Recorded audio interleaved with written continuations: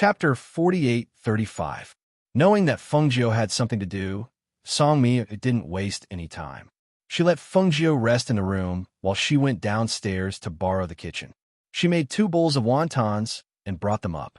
After eating the wontons, Fengjiu said a few words and left alone, leaving Tun Yun to protect Songmi. After all, along the way, she found that as long as people knew that Songmi was from the Song clan, they would always have designs on her. Although Songmi wasn't completely defenseless, she was still her kitchen maid. She naturally couldn't let anything happen to her when she wasn't around. This place was the territory of one of the 4 great emperors who had attacked her, and it was close to her territory. That was why she had chosen this place to annex it. She had been here for a few days. Sometimes, she would go out to inquire about some information. Therefore, she had a rough idea of the situation here. Today, she was going to go to the floating island in this world to see if the great emperor was on that island. She soared into the sky towards the clouds. As she was not sure which corner of this territory the floating island was in, she released her divine sense to search for the location of the floating island after ascending into the clouds. After about the time it took for an incense stick to burn, she opened her eyes. Light flashed through her eyes, and the corner of her lips curled into a half-smile. The floating island was hidden in the clouds with a boundary and a concealment formation. If it wasn't for her mental strength, she wouldn't have been able to sense the location of the floating island. But now, with a flick of her sleeve, her red sleeves fluttered in the wind. In the next moment, the dazzling red figure turned into a ray of light and shot towards the clouds. At this moment, the great emperor, cultivating in seclusion on the floating island, was still unaware that a great disaster was about to befall him. Due to the severity of his injuries, he took a pill to regulate his breathing and cultivate, hoping to recover as soon as possible. However, they knew very well how much of their strength they had used up in the attack. It was no doubt wishful thinking to recover in such a short time. But apart from that, they had no other choice. On one hand, they had to be wary of Fengjiu. They were afraid that she would come looking for them. In the cave residence at the back mountain of the Immortal Mansion, the great emperor exhaled softly, frowned, and opened his eyes. He felt a little uneasy today, as if something unsettling was about to happen.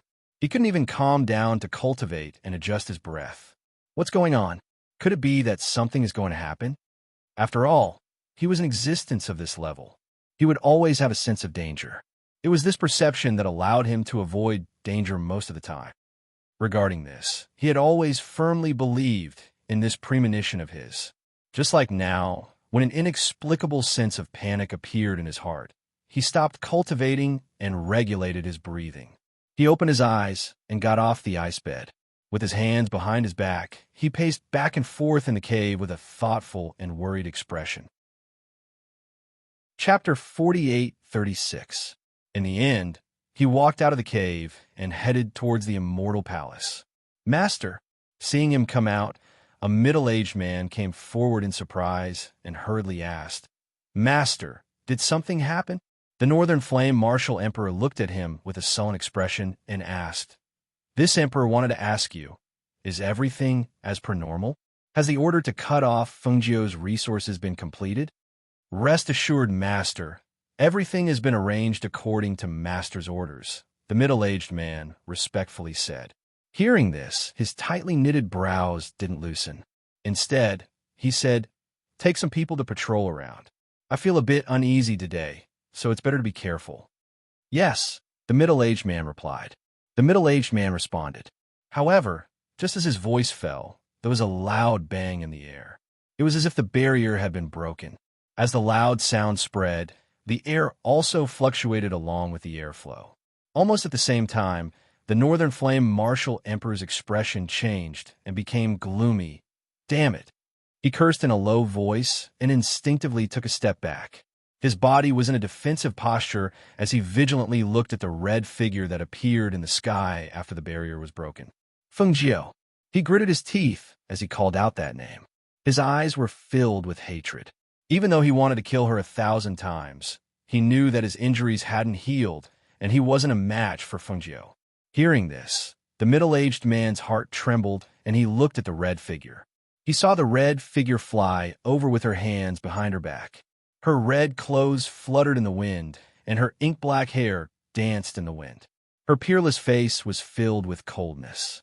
He didn't have time to be shocked, and he instinctively shouted, "Come, face the enemy, face the enemy." His voice contained spirit force and a trace of panic as it echoed in the air.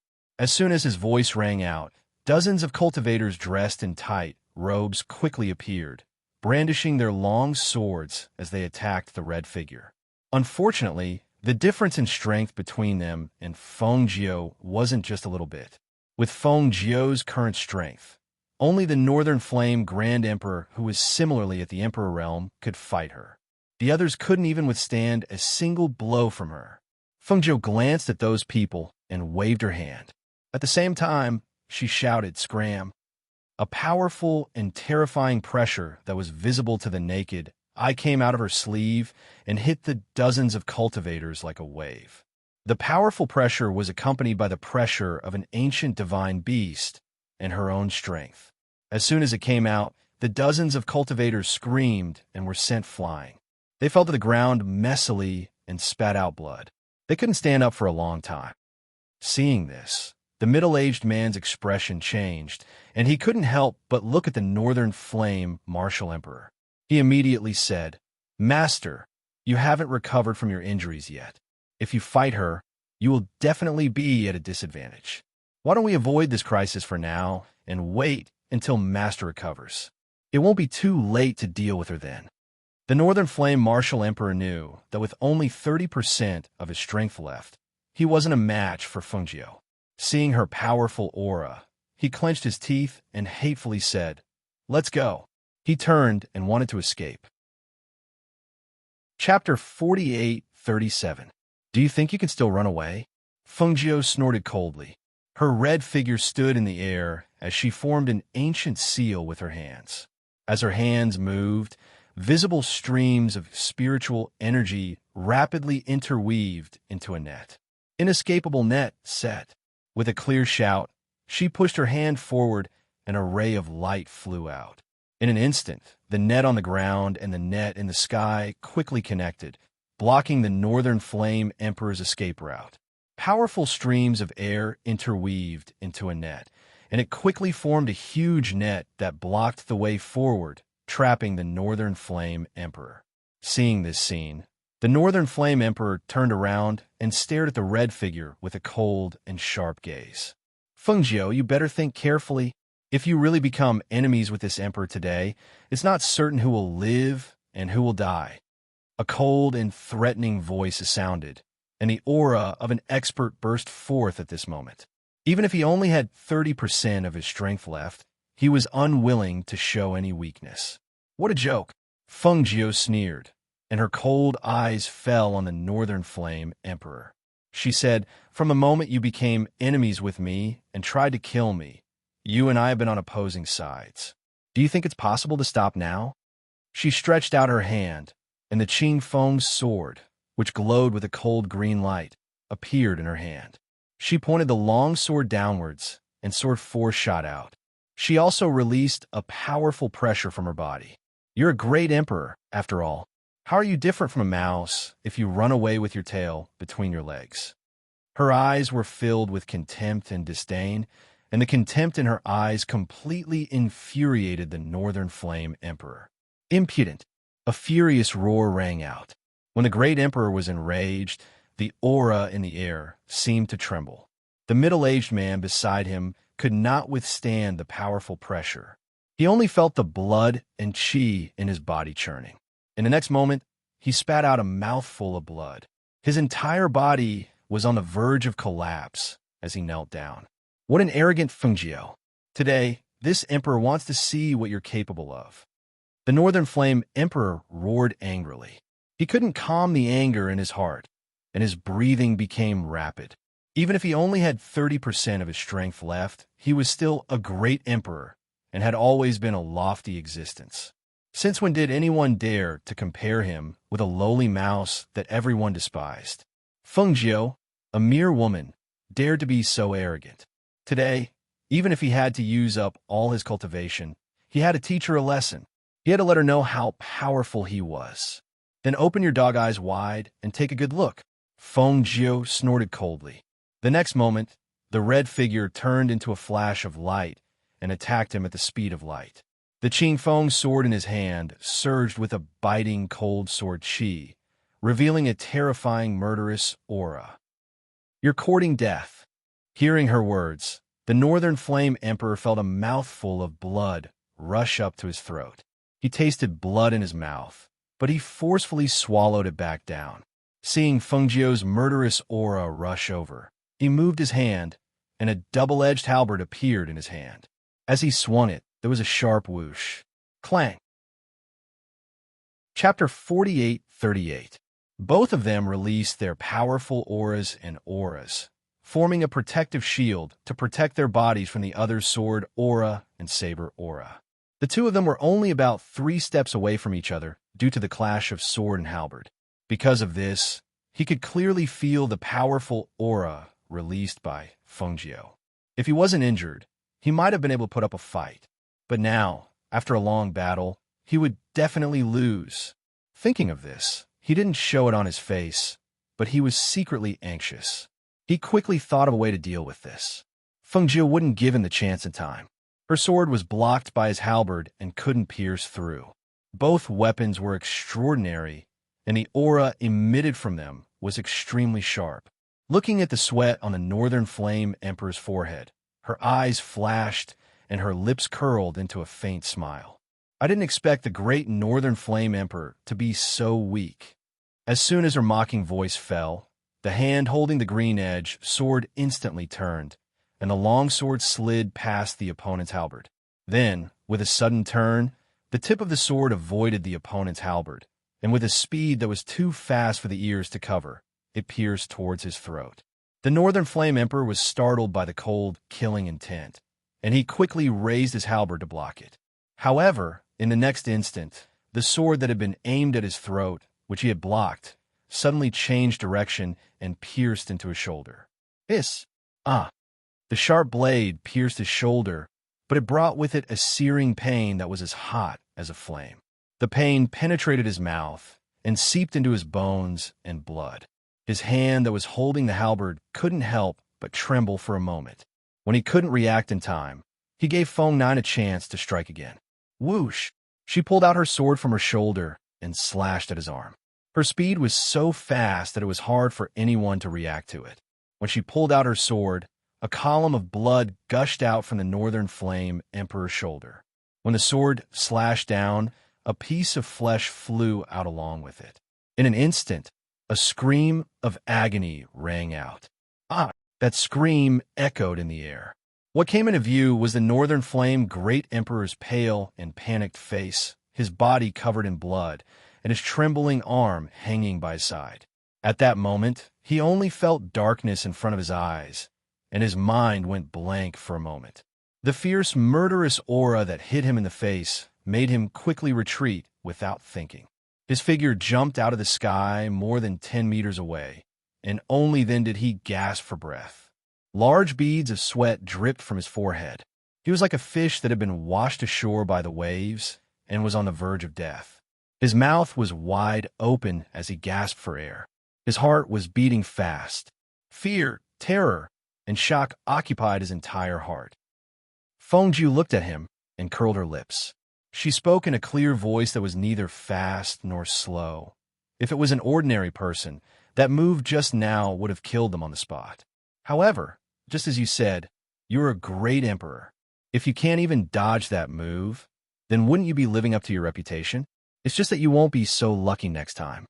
At this moment, her voice sounded like the voice of the king of hell in his ears. He hadn't recovered from his injuries yet. Even 30% of his strength couldn't support him in a long battle. Perhaps it was because he had fought with her before, but at this moment, the only thought in his mind was to run for his life. Chapter 48-39. Tried to escape? Feng Jiu sneered. Looking at his expression, she knew that he was looking for a chance to escape. She sneered and glanced at the inescapable net that she had set up. I have modified this inescapable net. Even if there is a treasure that can escape, it will not be able to escape from this inescapable net. Today, you will not be able to escape from me." Hearing her words, the Northern Flame Emperor's heart sank. He had wanted to find a way to escape from this inescapable net. He did not expect her to discover his intentions. However, he did not believe that he would not be able to escape from his place. "Red Tiger, come out," he shouted.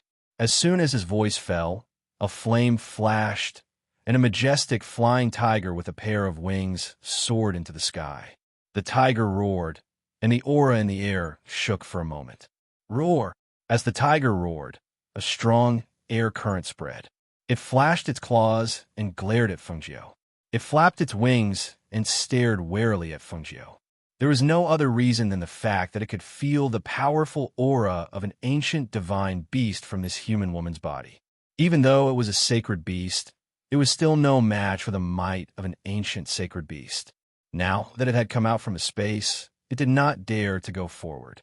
On the contrary, it took a step back in fear and let out a low howl. This human, it was afraid of her. Seeing his contracted beast take a step back after coming out, the Northern Flame Emperor felt very aggrieved.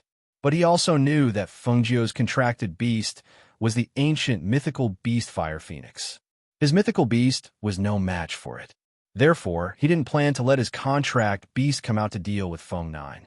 Instead, he wanted to find the weakest point of this inescapable net and break through it while he was barely holding on. That way, it would have a chance to escape. Go!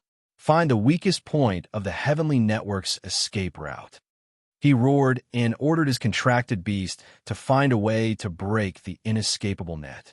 Even if it did not work, it should be able to weaken Fengjiu's inescapable net. At that time, even if he had to use up all his strength, he would definitely break through this damned, inescapable net. Fengjiu glanced at the sacred beast, then looked at the Northern Flame Emperor. She didn't give him a chance to catch his breath, and attacked with her Qing Feng sword again.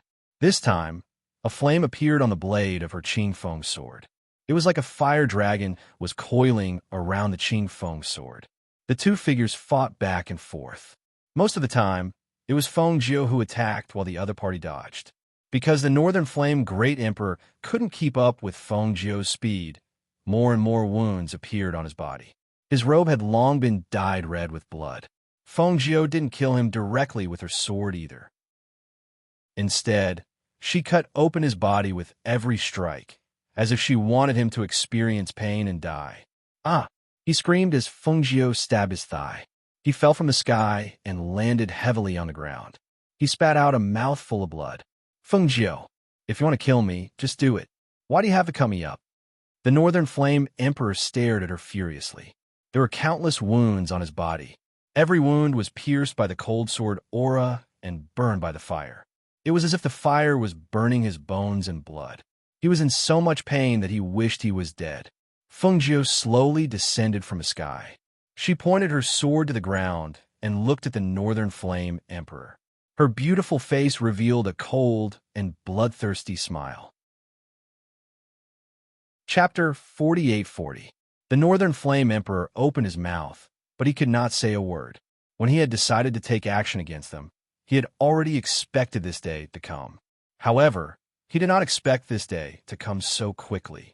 Furthermore, under such circumstances, he, a great emperor, had to suffer so much pain and torment. Regret? No. He only hated that he did not kill her when she was ascending. Instead, he gave her the chance to become an immortal and become his enemy. The winner takes all. There's no point in talking anymore. If you want to kill me, you can do whatever you want. I will not beg for mercy," he said hatefully as he stared at her. Even though he was covered in wounds, he still straightened his back. As a great emperor, his dignity did not allow him to admit defeat in front of her. "Is that so? Then let's try." She turned the sword in her hand, and a sharp sword aura shot out, chopping off his forelimbs. "This!" A shrill scream rang out, reaching the clouds and echoing in the sky. That sound caused the sacred beast to roar at Fengjiu and pounce towards Fengjiu. "Fengjiu snorted coldly. With a wave of his sleeve, a force shot out and sent the sacred beast flying. Bang! The sacred beast was sent flying dozens of meters away before landing heavily on the ground. Blood flowed out of his mouth. He wanted to stand up, but his forelimbs were too weak to stand up. He lay down again, panting heavily. Fengjiu, Fengjiu, even if I die, I will drag you down with me. His voice was filled with hatred. Intense pain and hatred filled the Northern Flame Emperor's chest. His forelimbs were sent flying, and blood flowed out like a fountain.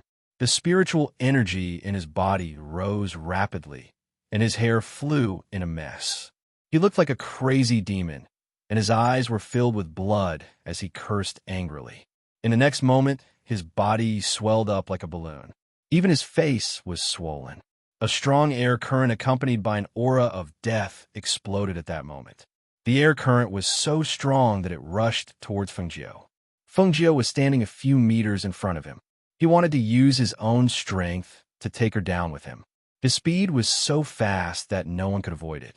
When the powerful aura exploded, Fengjiu immediately turned around and entered the space in an instant, avoiding the deathly aura that covered the sky. Faintly, she only heard a loud bang, followed by a rumbling sound. She couldn't hear anything else because she hid in the space. Almost at the same time that the Northern Flame Emperor self-detonated, the spiritual pressure in the air disappeared with his death. At that moment, the ground where his territory was located shook violently. Rocks rolled down, the river surged, and the waves rolled up. At that moment, almost all the sovereigns and immortals in this territory felt that something had happened. Fengjiu came out of the space after a while. When she saw that the entire island was destroyed by the Northern Flame Emperor's self-detonation, she could not help but raise her eyebrows. A trace of surprise flashed through her eyes. I didn't expect the power to be so strong. Fortunately, I hid in the space. Otherwise, I'm afraid that I wouldn't have been able to avoid this attack. Chapter 48-41. The dust in the surroundings gradually dispersed, and at this time, a golden light reflected in her eyes. She walked forward to take a look and could not help but raise her eyebrows. Emperor Immortal Seal? The Emperor Immortal Seal was the immortal seal of a great emperor. It wasn't created by the Emperor Immortal Seal, but was formed by the heavenly Tao when he ascended. She also had an Emperor Immortal Seal, but it was based on the Green Lotus Immortal Seal. I didn't expect this thing to be so sturdy. Everything else was destroyed, but this Emperor Immortal Seal is still intact. She softly murmured. She picked it up and saw the words Crimson Flame, Great Emperor, on it turn into golden light and disappear. She curled her lips into a smile. Holding the Imperial Immortal Seal in one hand, she sent a strand of her soul into the Immortal Seal with the other. In an instant, the Imperial Immortal Seal in her hand shot out a beam of green light. In the next moment, it flew up into the air from her hand. A ray of green light shot out from the imprint like the sun. It turned into tens of thousands of strands and spread out in the sky. At the same time that the mental energy from before dissipated, it quickly interweaved into a mental energy net that spread throughout the world. The immortal monarchs and immortal elders, who sensed something was wrong and hurried to the immortal island of the Northern Flame Emperor, were stunned on their way there. They stared blankly at the wisps of cyan light in the sky. That is... One of the immortal elders widened his eyes in shock as he looked at the cyan light that was visible to the naked eye. New mental energy? How? How is this possible? Another immortal elder exclaimed. He watched in disbelief as the powerful spiritual net quickly intertwined and replaced the previous spiritual force. On the other side, the immortal elders who were also rushing to the Northern Flame Great Emperor's island stopped in the air and looked at the sky in shock. What the hell is going on? How could this be? An immortal lord asked in disbelief. Another immortal elder's face paled. Could it be that the Northern Flame Great Emperor died? Hearing this, another immortal elder sucked in a cold breath. He immediately retorted, "How is this possible?" That was the Northern Flame Emperor. He had a lifespan that was as long as the heavens and earth. So how could he possibly die? This is simply impossible. The face of the celestial old man who had spoken earlier was pale, and his body trembled.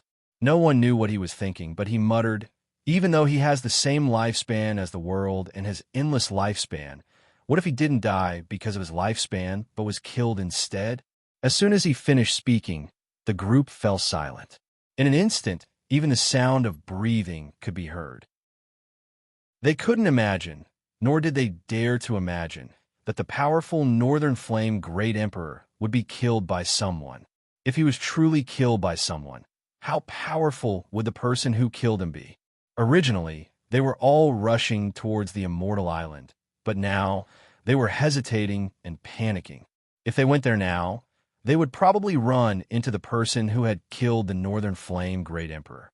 At this moment, even if they didn't want to admit it, they had to. Only the death of the Northern Flame Great Emperor would disperse the spiritual energy in this world. Chapter 48-42. Who do you think it is? An immortal elder asked bitterly. An immortal master beside him shook his head. I don't know. The Northern Flame Great Emperor is so powerful. How could he be killed? Who has the ability to kill him? Killing a great emperor. This is not a joke. Who dares to do it? An immortal elder stroked his beard and pondered. I went to the Phoenix Master's territory a few days ago. The spiritual power there is similar to ours. Hiss, how is that possible? The Phoenix Master just ascended not long ago. She is a woman. How could she kill the Northern Flame Great Emperor? I don't believe it. The immortal master beside him said. He didn't believe that the Phoenix Master who just ascended not long ago did it. It's useless to say more. No matter who the new Great Emperor is, we should go and visit him. What do you think? An immortal elder said and looked at the others. They nodded and said, yes, no matter who this person is, he will be the emperor of our territory in the future. No matter what, we have to pay him a visit. Moreover, not only have we sensed it, I believe the other immortal monarchs and immortal elders have sensed it as well. They will definitely pay him a visit.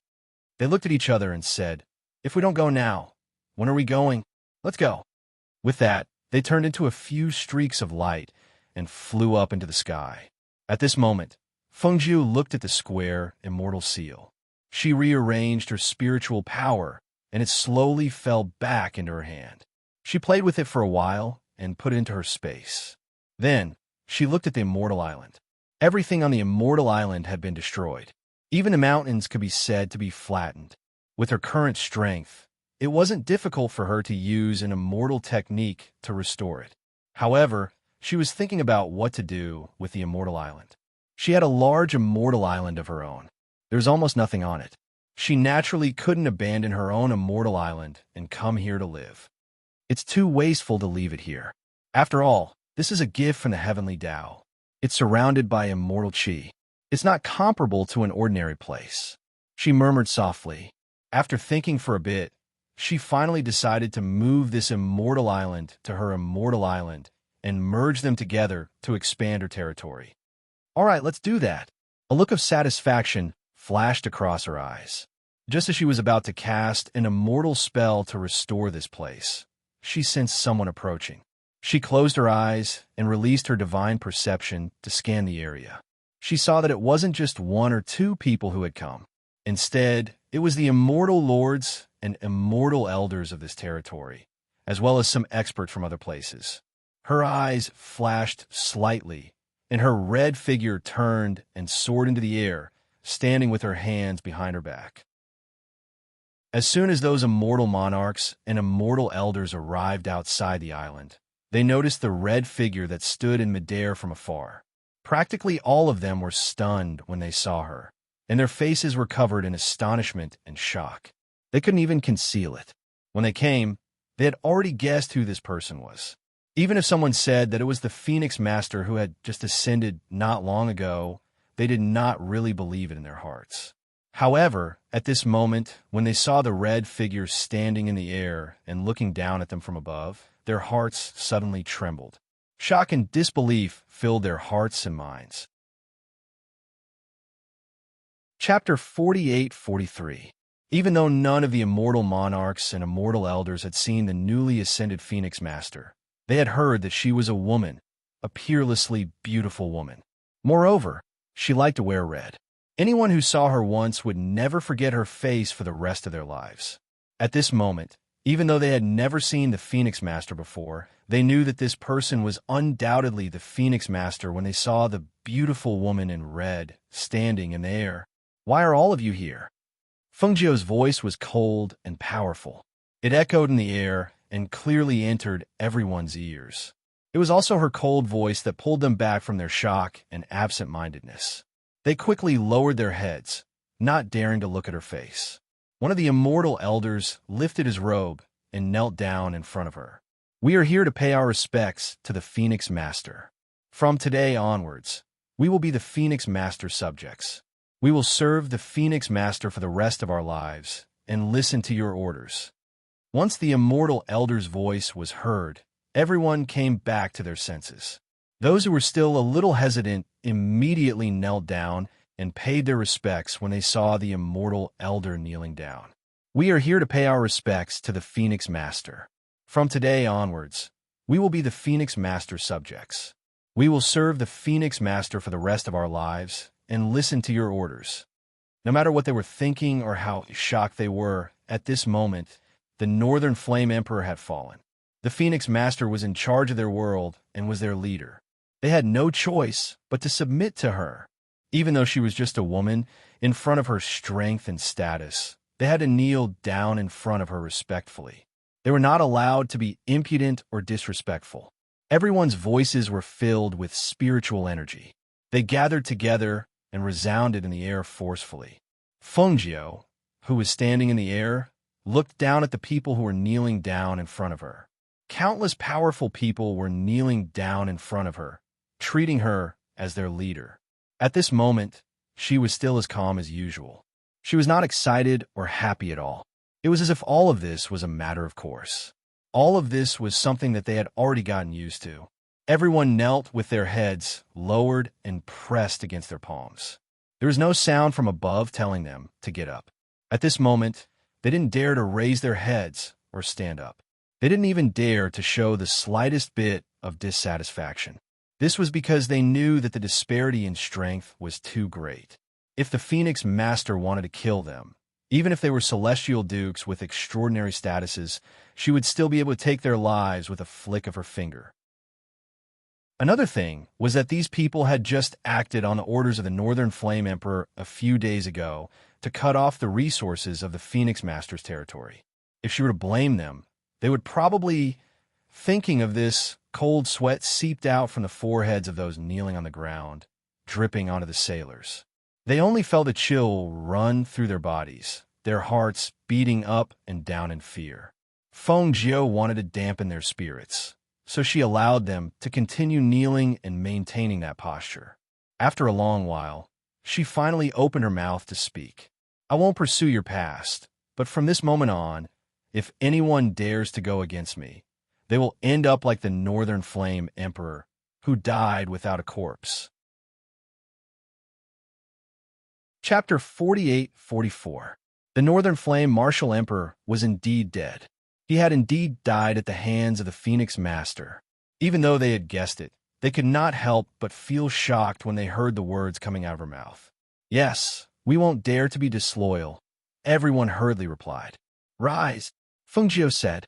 Her gaze landed on the immortal old man who had knelt down earlier. She asked, "Sort out everyone's information and send it to my deity island when the time comes. This old man is immortal old man Xinghua. I will obey the Phoenix Master's orders."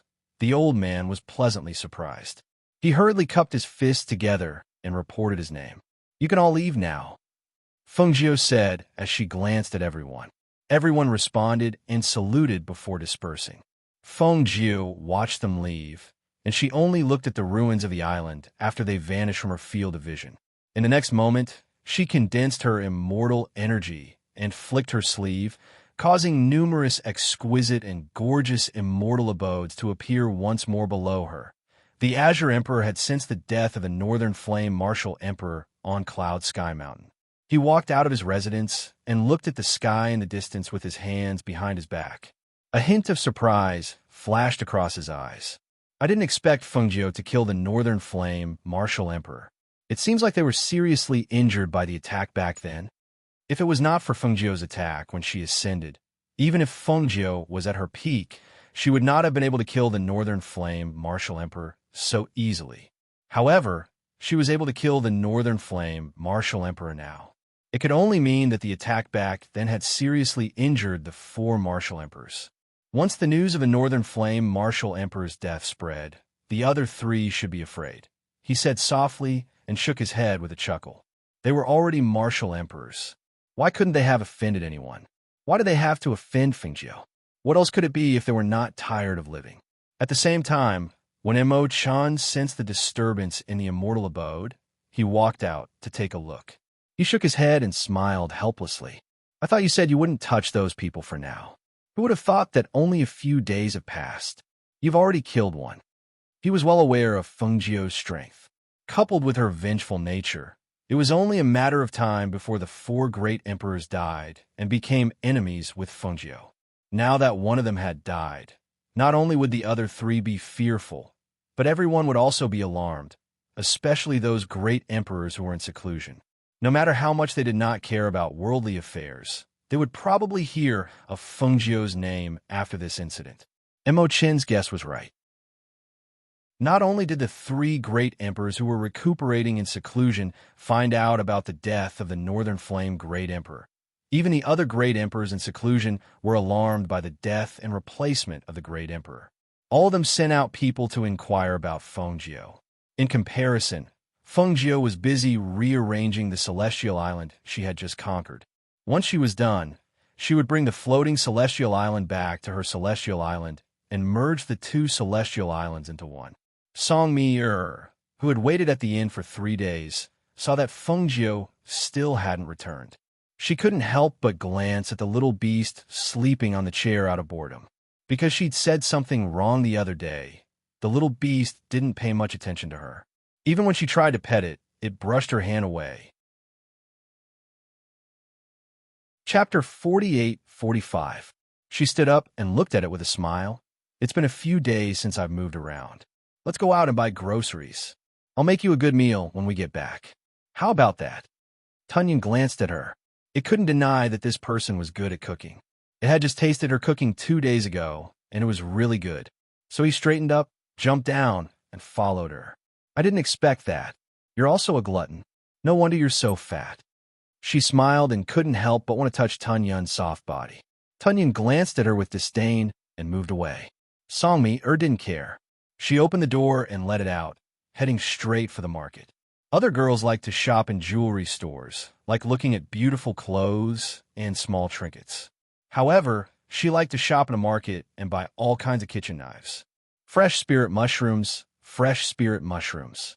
Madam, look at these spirit mushrooms. They're all picked not long ago, and they're still very fresh. A man was hawking in the alley, shouting to the passers-by. 1 person and 1 beast walked in the market. Songmi looked around.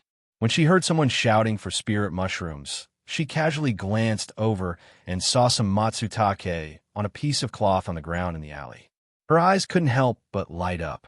These are freshly picked. She squatted down and picked one up to take a look. She sniffed it and revealed a happy smile. It even has the smell of soil. When a man saw that someone had come to ask about it, he quickly smiled and said, "Miss, buy some spirit mushrooms to make soup and cook. These are all very fresh. They're freshly picked not long ago, and they're very fresh. And the price isn't expensive." "How much is this?" Songmi asked. 10 gold coins per caddy. If you buy more, I'll give you a discount. How about it? The man looked at her and asked. When she heard the price, Songmi couldn't help but widen her eyes. She looked at him in astonishment. 10 gold coins per caddy? Seeing her expression, the man thought that she thought it was too expensive, so he hurriedly said, "Miss, the taste of this spirit mushroom is very fresh. It's different from ordinary spirit mushrooms, and it's very difficult to find. How about this? If you think it's expensive, I'll charge you 8 gold coins per caddy. Buy a caddy and try it." If you think it's delicious, then come back and buy it from me.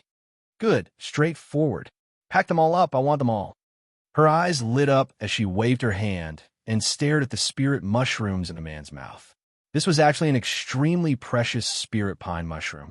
She had once eaten the dishes her father made with this spirit pine mushroom at home. She still remembered it to this day. However, this thing was very difficult to find and very few people knew about it. Even if they encountered it, they would only treat it as an ordinary mushroom. Hearing this, the man was delighted and hurriedly said, "Good, good, good. I just happen to have 10.5 genes left. Take it as 10 genes, and I'll give it all to you." Songmi straightforwardly took out the money and directly gave him 200 gold coins. She asked, "Big brother, keep this money well. By the way, I want to ask, where did you pick these spirit mushrooms?" When the man saw that she gave so much, he paused for a moment before saying, "I picked them in Hualin Mountain. There's a mix of Huashan pine and oak trees there." "Thank you, big brother." Songmi smiled and thanked him. Just as she was about to take the spirit mushrooms, she heard a voice. Chapter 48-46. At the same time, a pair of big hands suddenly came forward and snatched the bag of things that had been wrapped up. Seeing that the thing she bought was snatched away, Songmi immediately rushed forward to snatch it back. However, the middle-aged man holding the bag quickly retreated. At the same time, he opened the bag and revealed a pleasantly surprised smile. "It really is this thing." He took out a money bag and threw it to the man. "I'll buy this thing." The man was stunned. He looked at the money bag in front of him, then looked at Songmi, then said apologetically to the middle-aged man, "Sir, the spirit mushroom has been sold to this lady. Is that so? Then this money is mine." The middle-aged man looked at Songmi and turned to leave with the bag. "Give it back to me." Songmi was furious. She took out a kitchen knife from somewhere and slashed forward. A sharp wind came from behind. The middle-aged man was shocked and instinctively dodged. He saw the kitchen knife fly past him and stabbed into the ground in front of him. "Get it back to me. Otherwise, don't even think about leaving." Songmi shouted and went forward to grab the bag in the middle-aged man's hand. "You dare to snatch something from me? You're courting death." The middle-aged man snorted and retreated. At the same time, two men in black clothes came out from the shadows and blocked Songmi's attack. "You actually have helpers." Songmi gritted her teeth and took out her weapon. "Am I seeing things?" That girl took out a frying pan for cooking. That frying pan can be used as a weapon. Seeing the fight, the onlookers not far away couldn't help but widen their eyes in shock. They stared at the frying pan that was similar to the one on their stove. "Why is that lady snatching something from Fragrant Taste House's Chef Wei?" Chef Wei is from the Wei family. Who here doesn't know him? Not giving him some face? It's just some spirit mushrooms. It's not like it's a big deal. Is it worth offending Chef Wei? Don't run. Give it back to me. Songmi shouted. Seeing the middle-aged man take her spirit mushroom and turn to leave, she couldn't help but panic. Tun Yun, who was ignored because he was a small pet, glanced at Songmi. Seeing that she wasn't at a disadvantage, he passed by and followed the middle-aged man. At this time, the middle-aged man was walking back. He was happy because he got something good. He didn't know that a small pet, no, a miniature sacred beast was following behind him. Tunyon wasn't in a hurry to make a move. He followed him and watched as he turned left and right into an alley. Then he suddenly pounced from behind and kicked with his two hind legs. "Ah!" The middle-aged man cried out in alarm. His entire body was sent flying by a huge force. At the same time, the bag in his hand was instantly snatched away. His entire body flew forward and crashed into the wall of the alley. His head was broken and bleeding. When he wiped off the blood on his forehead and looked back while gasping for breath, not to mention a person, there was not even a shadow of a ghost in the alley. Even the bag of spiritual Matsutake had disappeared. Who was it?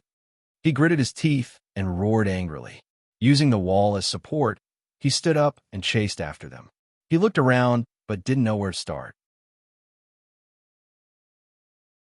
Chapter 48-47.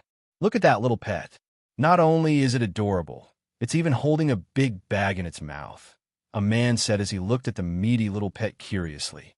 "What an adorable little pet. Where did you buy it from? I really want to raise one." A young girl found it adorable and couldn't help but keep her eyes glued to the adorable little pet. Looking at the way its butt swayed as it walked, her eyes couldn't help but sparkle. She tugged at the young man beside her and said, Big brother, I want a pet like that too. It's so adorable. I don't know what breed that little pet is. It's very rare. It's probably the cub of some spiritual beast," the young man said thoughtfully. He also stared at the little beast swaying its butt as it jogged. He felt that such a little beast was very rare. "Big brother, let's go see who this little pet is," the young girl said as she pulled her brother and ran forward. At this moment, the middle-aged man behind them had already caught up, because when he asked around, someone said that they saw a cute little beast holding a bag in its mouth running in their direction. Naturally, he came looking for it. On the other side, Song Mir twirled the frying pan in her hand. The frying pan in her hand instantly expanded several times, and she slammed it towards the two men in black. Scram! With a furious roar, she swung the frying pan with both hands, sending the two people flying with the bottom of the frying pan. Ah! Two blood-curdling screams rang out as the two men in black were sent flying dozens of meters away. They landed heavily on the street. When the surrounding people saw this scene, they all stared with their eyes wide open. They looked at the angry and pretty little girl. If they didn't see it with their own eyes, they wouldn't dare to believe that the two big men were actually slapped dozens of meters away by the bottom of her pot. Furthermore, that ordinary-looking frying pan could actually change in size. It looked like it was a treasure. Not far away, Tun Yun, who was returning with a bag in his mouth, happened to see Song Mir send the two men flying dozens of meters away with a single slap of the frying pan. The corner of his mouth twitched involuntarily. Master probably wouldn't have thought that such a pretty little girl would have the strength of an ox. "Ah, Tun Yun, you helped me get back?" Song Mir, who was still fuming a moment ago, saw the little snow-white pet standing not far away with a bag of spirit pine mushrooms in its mouth. Her eyes immediately lit up, and a surprised smile appeared on her face. She hurriedly ran over with the frying pan and took the bag from its mouth. Opening it, it was indeed the thing she bought earlier. She immediately put it into her space to prevent it from being stolen again. "You've done a great job today. I'll give you an extra drumstick when we get back." Song Mir, the middle-aged man who appeared before her and hurriedly said, "Tun Yun, and that old bastard is here again." Before Tun Yun could react, she had already picked him up and started running. He could not help but roll his eyes like a human. "Stop right there. Human." Chapter 48. This city was where the aristocratic families resided. News of what had happened here quickly reached the ears of some of the families. In particular, the Wei clan had sent men to capture Song Er. After all, this was the Wei clan's territory. If they were bullied by outsiders, how could they maintain their foothold in this city? On the other side, those men had gone to capture Song Mir. At the city gates, Fengjiu, dressed in red, strode in. She hadn't expected the matter to be resolved so smoothly. After all, she'd only gone to the Northern Flame Emperor to try her luck. Even if he wasn't there, she'd still wanted to destroy his lair. She hadn't expected that the Northern Flame Emperor hadn't gone somewhere else to recuperate. Instead, he'd stayed on the Immortal Island. After dealing with a formidable opponent, she felt inexplicably relaxed and happy. As for the remaining three, there was no rush. She would take it one step at a time. It was only a matter of time before she dealt with them. Fengjiu walked down the street and arrived at the inn. Just as she was about to enter, the innkeeper of the inn came out to greet her anxiously. Young miss, you're finally back." Fengjiu raised an eyebrow. "What's wrong? Did something happen?" "The young lady who came with you is in big trouble. I heard from the guests in the inn that the young lady somehow offended the Wei clan. She's now being surrounded by the Wei clan at the Western Main Street.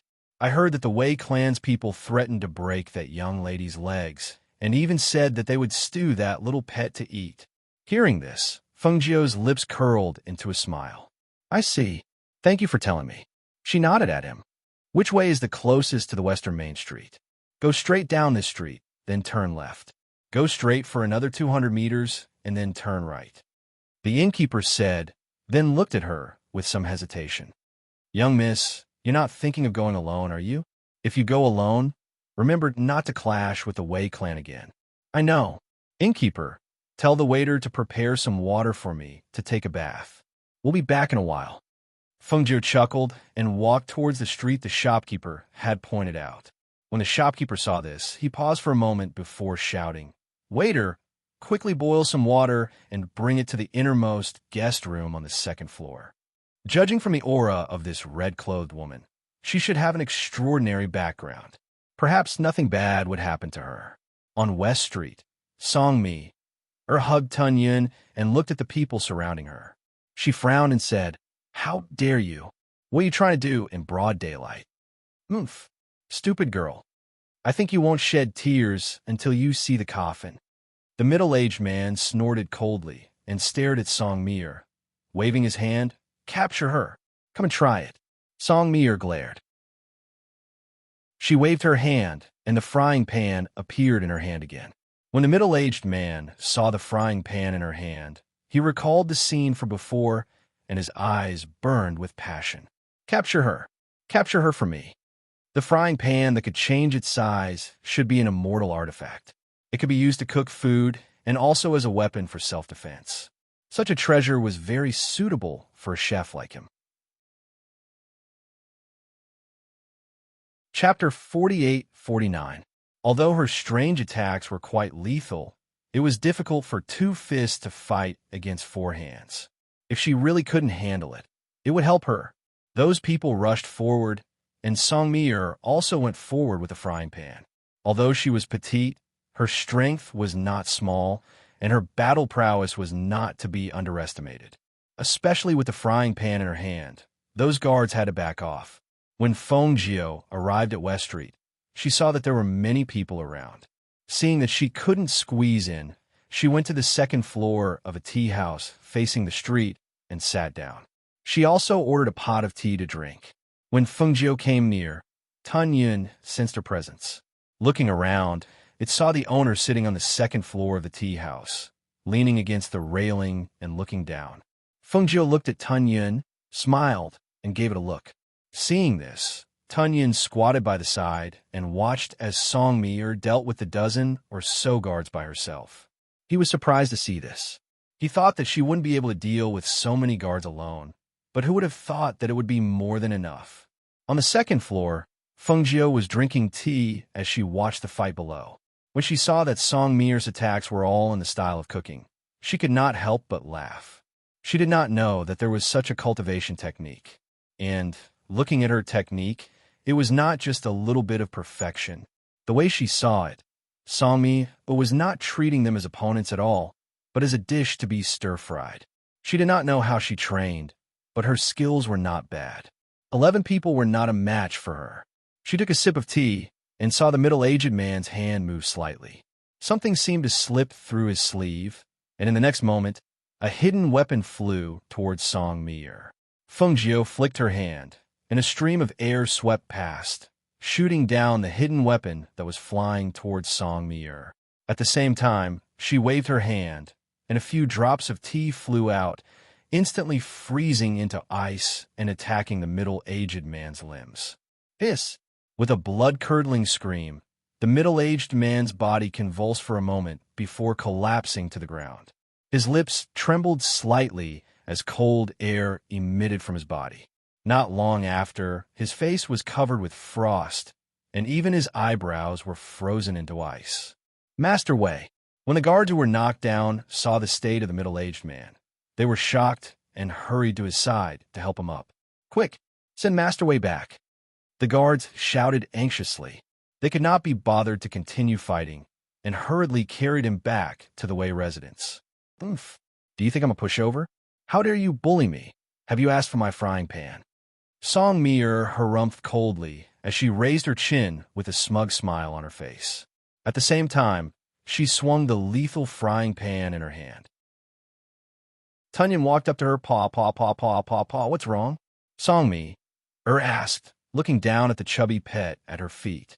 Tunyon glanced at the second floor of the tea house and ran up there. Songmi raised her head and saw the red-robed Feng Jiu sitting on the second floor. She held a cup of tea and smiled at her. Songmi couldn't help but call out in surprise. "Sister, you're back." She happily followed Tunyon to the second floor and sat down at a table on the second floor. She looked at Feng Jiu. "Sister, when did you come back? Why are you here?" Chapter 4850. Those people want to steal my things. I bought something good when I went to the market today. Sis, you just came back and didn't eat? How about I make something good for you? Songmi said with a smile. Hearing her change from Sister Feng to elder sister, and now directly calling her elder sister, Feng Jiu just smiled and looked at her, saying, "All right, I haven't eaten for the past few days." She smiled and asked again, "What good things did you buy? Let those people remember." "This, elder sister, do you know what this is?" Songmi mysteriously took out the spirit pine mushroom and showed it to Feng Jiu. Seeing that thing, Feng Jiu raised her eyebrows and said with a smile, "So it's this. I've eaten it before. It's a pine mushroom." No matter how good this thing was, it wasn't something rare or precious to her. But seeing her treasured look, she couldn't help but find it funny.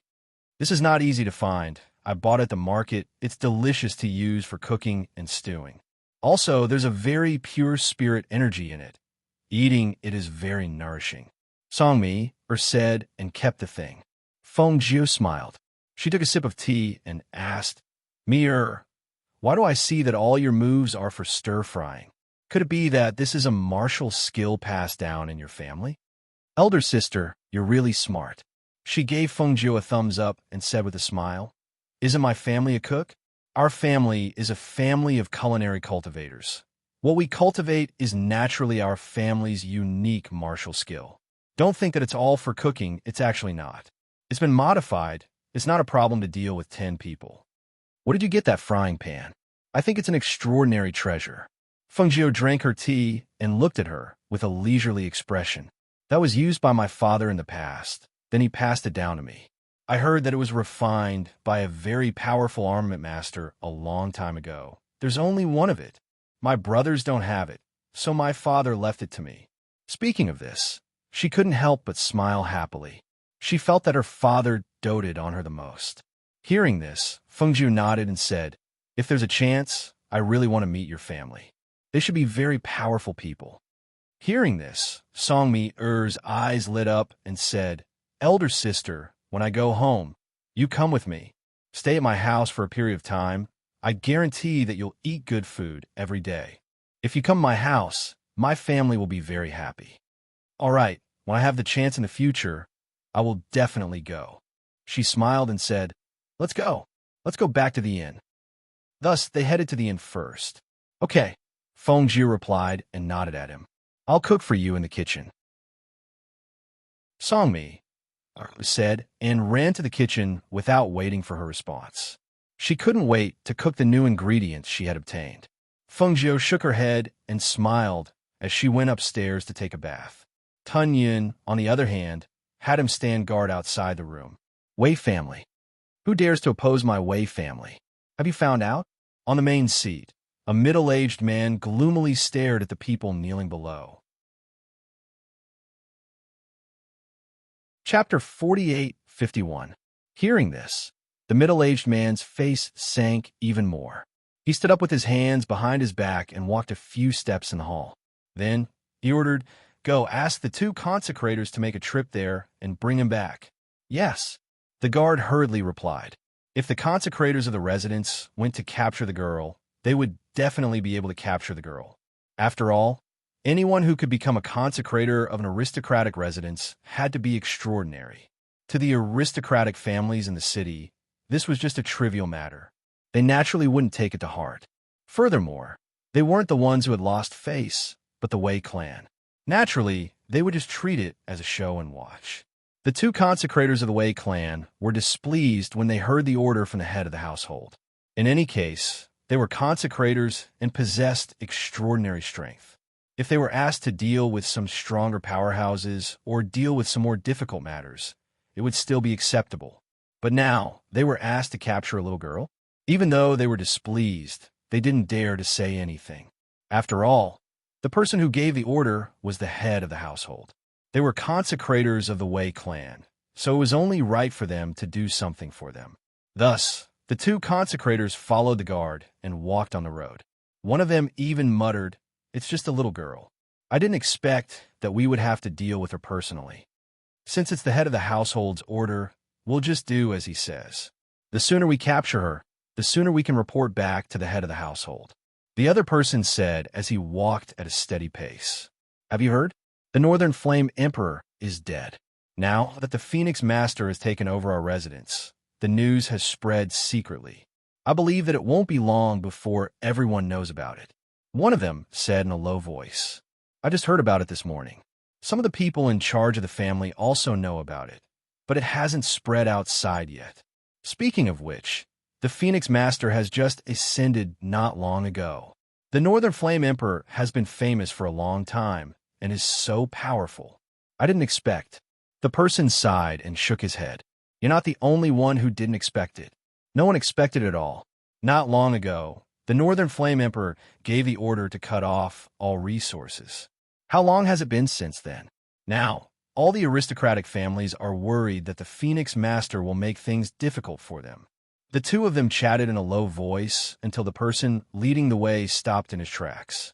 "Consecrators, we found out that she's in this inn," the guard said and took a step back. At this time, Feng Jiao, who had just finished bathing, was taking a nap in her room. After all, she had been dealing with matters for the past few days and did not have time to rest. Now that she had taken a bath, she was relaxed and sleepy. Tunyon was squatting outside the room. It was a small, chubby, and snow-white creature. As it squatted in front of the door, the people going up and down the stairs couldn't help but look at the snow-white pet squatting in front of the door. Songmir was still busy in the kitchen and had no idea that the Wei family had come looking for her again of the E. Chapter 4852. They had originally wanted to watch the show, but her second uncle had sent people to bring them back. She had pestered her second uncle so much that he had agreed to bring her out. However, the middle-aged man who was being dragged by the girl saw the people in front of the inn. He frowned and stopped in his tracks. "Second uncle?" the girl called out. She followed his gaze and saw the people in front of the inn. She couldn't help but whisper disdainfully, "Second uncle, these are the people from the Wei family. I don't think they have much character. They specialize in bullying others. Don't get involved in this.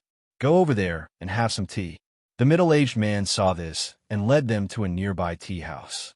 "Do you have a woman with a little white pet staying here? Call her out," one of the consecrators said to the shopkeeper who came up to greet them. The shopkeeper's smile froze when he heard that. "Well, please wait a moment." With that, he hurriedly walked into the kitchen. Songmia was cooking in a good mood. Just as she was cooking, she heard a knock on the kitchen door. Young lady, the people from the Wei family are here. Young lady, come out quickly." As she didn't like to be disturbed while she was cooking, she had paid the shopkeeper enough. She was the only one in the kitchen at the moment. In addition, she had closed the kitchen door, so the shopkeeper couldn't enter the kitchen even if he wanted to. He could only shout from outside, "I'm not free right now. Tell them to come later if they want to fight." Songmir shouted, thinking about the matter at hand. Tunyon, who was coming down the stairs, rolled her eyes when she heard the words coming from the kitchen. This person was really stupid. Did they have to wait for your time to find trouble with you? "Sigh, great aunt, you better come out. The two consecrators from a Wei family are here. They won't be so easily dismissed," the shopkeeper shouted anxiously. "All right, don't disturb her. Let her cook properly," Tunyon said and came down the stairs. The shopkeeper was stunned when he heard the voice. He turned around and looked around. "Who is it? Who's talking?" The waiter beside him pulled at the corner of the shopkeeper's clothes with a pale face. The shopkeeper slapped the waiter's hand away and snapped, "If you have something to say, then say it. Why are you tugging at my clothes? What happened to the rules you learned?" The waiter swallowed his saliva and retracted his hand. He said in a trembling voice, "Shopkeeper, it's the pet that's talking." He pointed at the white pet that was walking down the stairs. He was shocked. A talking pet? What kind of rank was that? The shopkeeper looked at the stairs and saw the little pet glancing at them. Then it walked out of the shop. Are you sure? Is it really speaking? The shopkeeper's expression changed, and he couldn't help but confirm again. Yes, you didn't hear wrong. It's talking. Little Fool nodded heavily. The shopkeeper was stunned and murmured, I misjudged. I didn't expect this. As he spoke, he hurriedly regained his senses and caught up. When he quickly arrived at the entrance of the inn, he cupped his hands towards the two consecrators and said embarrassedly, The two of you, that young lady, said she's cooking. Do you think it's possible for you to come back later? Hearing this, the faces of the two consecrators sank, and they immediately shouted, Ask her to come out immediately. Otherwise, don't blame us for being impolite. Chapter 48:53. Who is it? Come out if you have the guts. The two worshippers looked around, trying to find the source of the voice. The shopkeeper glanced at the small, unremarkable snow-white pet beside him and silently took a step back. Open your dog eyes and take a good look. Tun Yun's voice rang out again. It still appeared in front of everyone in its small and adorable form. However, it raised its head and puffed out its chest. The way it looked at the two worshippers from the corner of its eyes was filled with the aura of a powerful cultivator. It was completely at odds with its small figure and adorable appearance. When they saw that the voice had come from the little pet in front of them, the two worshippers' expressions changed. They involuntarily retreated and stared at it cautiously. What are you? What? Tun Yun's eyes turned cold. A bloodthirsty, murderous intent flashed across its eyes. It released a strand of pressure towards the two worshippers. At the same time, it leaped and raised its sharp claws, attacking the two worshippers. Swish! In that instant, the two worshippers felt a terrifying pressure coming towards them. Their bodies instantly stiffened. In the next moment, a white shadow flashed past their eyes, and an intense pain spread from their chests. Ah! The two of them cried out in pain as their figures retreated. At the same time, they looked down and saw that their chests had been scratched by the sharp claws. Their robes were torn apart, and on their chests, several deep claw marks were reflected in their eyes. The two worshippers were shocked and retreated again. They did not even have the time to counterattack. After retreating a few meters, they looked at the little white beast and met its bloodthirsty gaze. In that instant, they felt an overwhelming sense of danger spread through their hearts. The fear that came from the bottom of their hearts caused their faces to turn deathly pale. A chill rose from the soles of their feet and reached their hearts. It was so cold that they trembled violently. At the same time, they quickly reacted. Go! Go quickly! Their panicked voices were filled with unconcealable fear. They left as if they were running away. The onlookers were stunned. Tun Yun glanced at the person who had escaped and did not chase after him. Instead, it turned around and walked back inside. It returned to the room on the second floor and squatted in front of it. The shopkeeper wiped his cold sweat and pressed his palpitating heart with one hand. He was so scared that he couldn't recover for a long time. No matter how big the inn was at this moment, it was so quiet that even the sound of a pin dropping could be heard. None of them dared to make a sound until they saw that snow-white little critter went to the second floor. Only then did they let out a sigh of relief. However, they also didn't dare to make a sound. Song Mi-er, who was in the kitchen, had no idea what was happening outside. At this moment, she was humming a tune as she cooked. Smelling the aroma of the food, she revealed a satisfied smile. In the tea house diagonally opposite the inn, the middle-aged man was seated with the young man and young woman. At this moment, the young man and young woman had astonished expressions on their faces, while the middle-aged man had a contemplative expression on his face. Are you talking about that snow-white little beast? The middle-aged man looked at the two of them and asked. The two gulped and nodded. The girl said, Yes, it's that little pet. Then she couldn't help but ask, Second uncle, why can that little pet talk? Why did the Wei clan run away in fear? That little pet, Chapter 48:54. He looked at the end diagonally opposite and said, I wonder what kind of person owns a divine beast. When they returned to the Way residence, the two consecrated elders explained what had happened in the hall. Finally, one of them said, Master, that was definitely a divine beast. We really? Divine beast? Master Wei narrowed his eyes and said, Didn't you say that it was just a little girl? Why was there a divine beast following her? Are you sure you didn't see wrongly? We can't be wrong. The pressure at that moment was very frightening. We feel that the beast was at least a divine beast. This was a conservative guess. They even felt that it wasn't just a divine beast for a moment. However, they didn't dare to say it out loud. After all, divine beasts were too rare. Master Wei probably wouldn't believe them even if they said it out loud. He might even think that they were making excuses because they couldn't defeat the other party. Master Wei stood up and walked a few steps in the hall with his hands behind his back. He glanced at the two consecrated elders and saw that their wounds hadn't been bandaged. He said, Go back and bandage your wounds. You don't have to worry about this. Yes. The two consecrated elders didn't say anything else and left. Master Wei thought for a moment, then called for the steward and left after giving him some instructions. He was going to take a look personally to see if it was really a divine beast. Fengjiu felt much better after a nap. She tidied up, put on her outer clothes, and walked out. When she opened the door, she saw Tun Yin squatting at the door. Where's me? Fengjiu asked. She walked to the railing and looked downstairs. She saw that there were many people sitting on the first floor, but they were all quiet and didn't dare to speak loudly. When she walked out, those people looked up at her and sized her up. She's cooking in the kitchen. Tun Yin said, Did something happen? Why is the atmosphere so strange? She had only taken a short nap. Why was the atmosphere in the inn so strange when she woke up? Tun Yin glanced down and said, Those fellows from the Wei clan came looking for trouble while Master was asleep. I dealt with them, and then this happened. Hearing this, Fengjiu was startled, then smiled and did not say anything. Instead, he walked to a table on the second floor near the window. As soon as he sat down, the waiter quickly served him tea.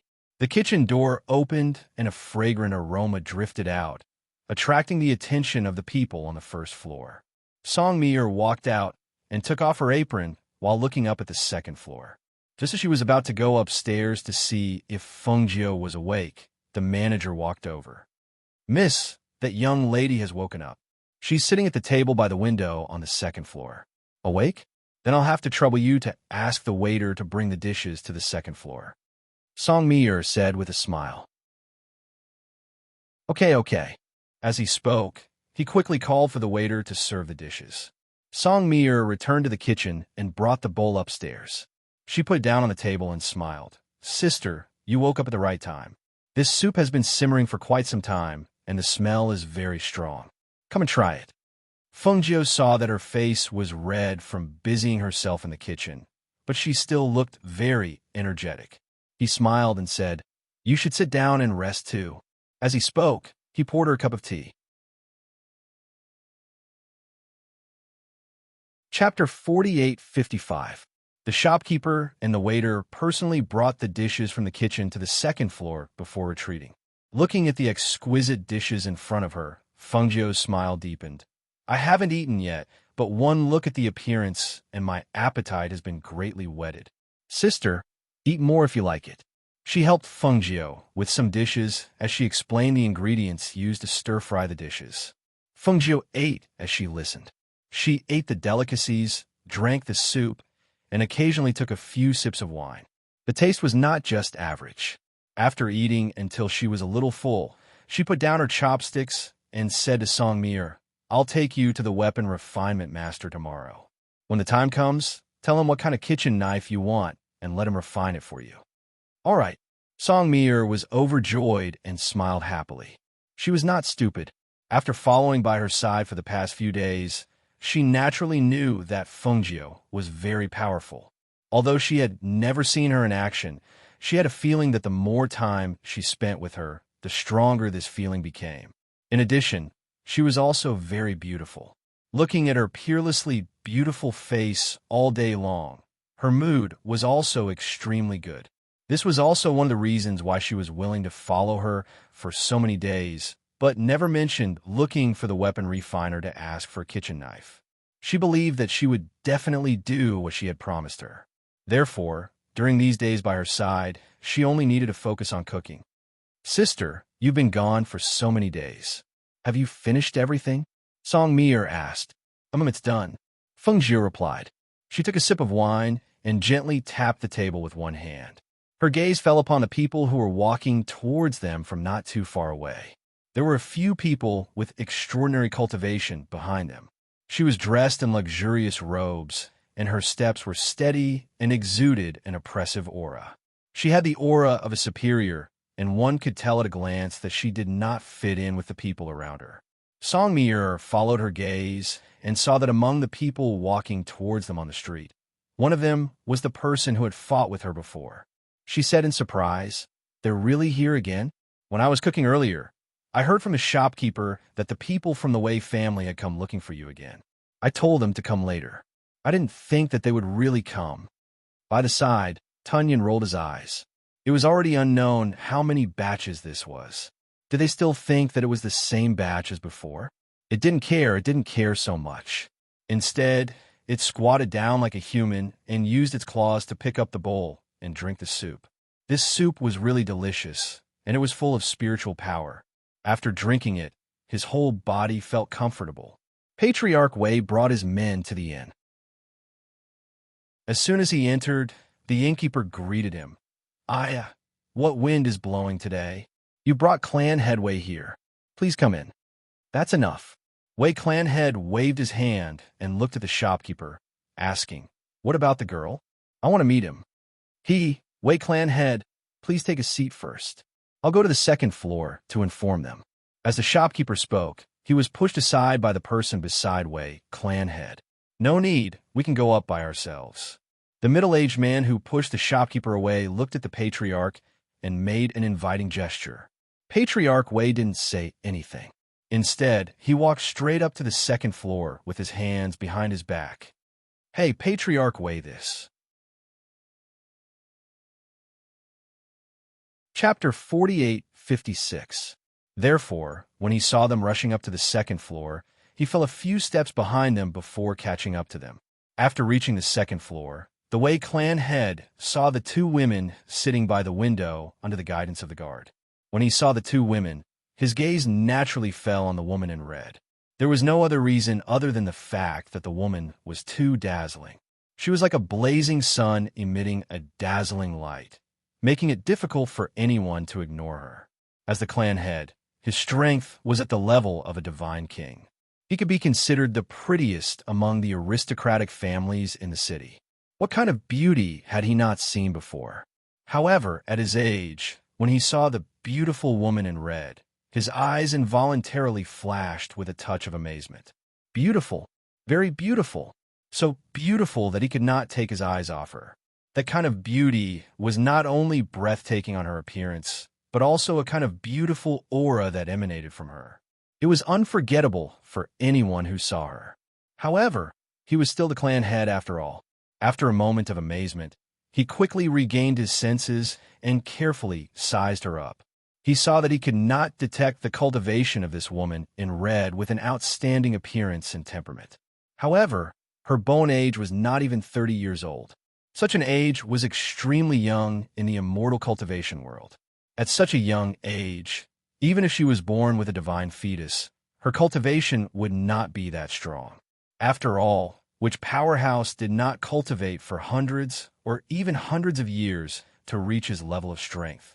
Due to his underestimation of the woman, even if he could not detect her cultivation, he would still be able to do so.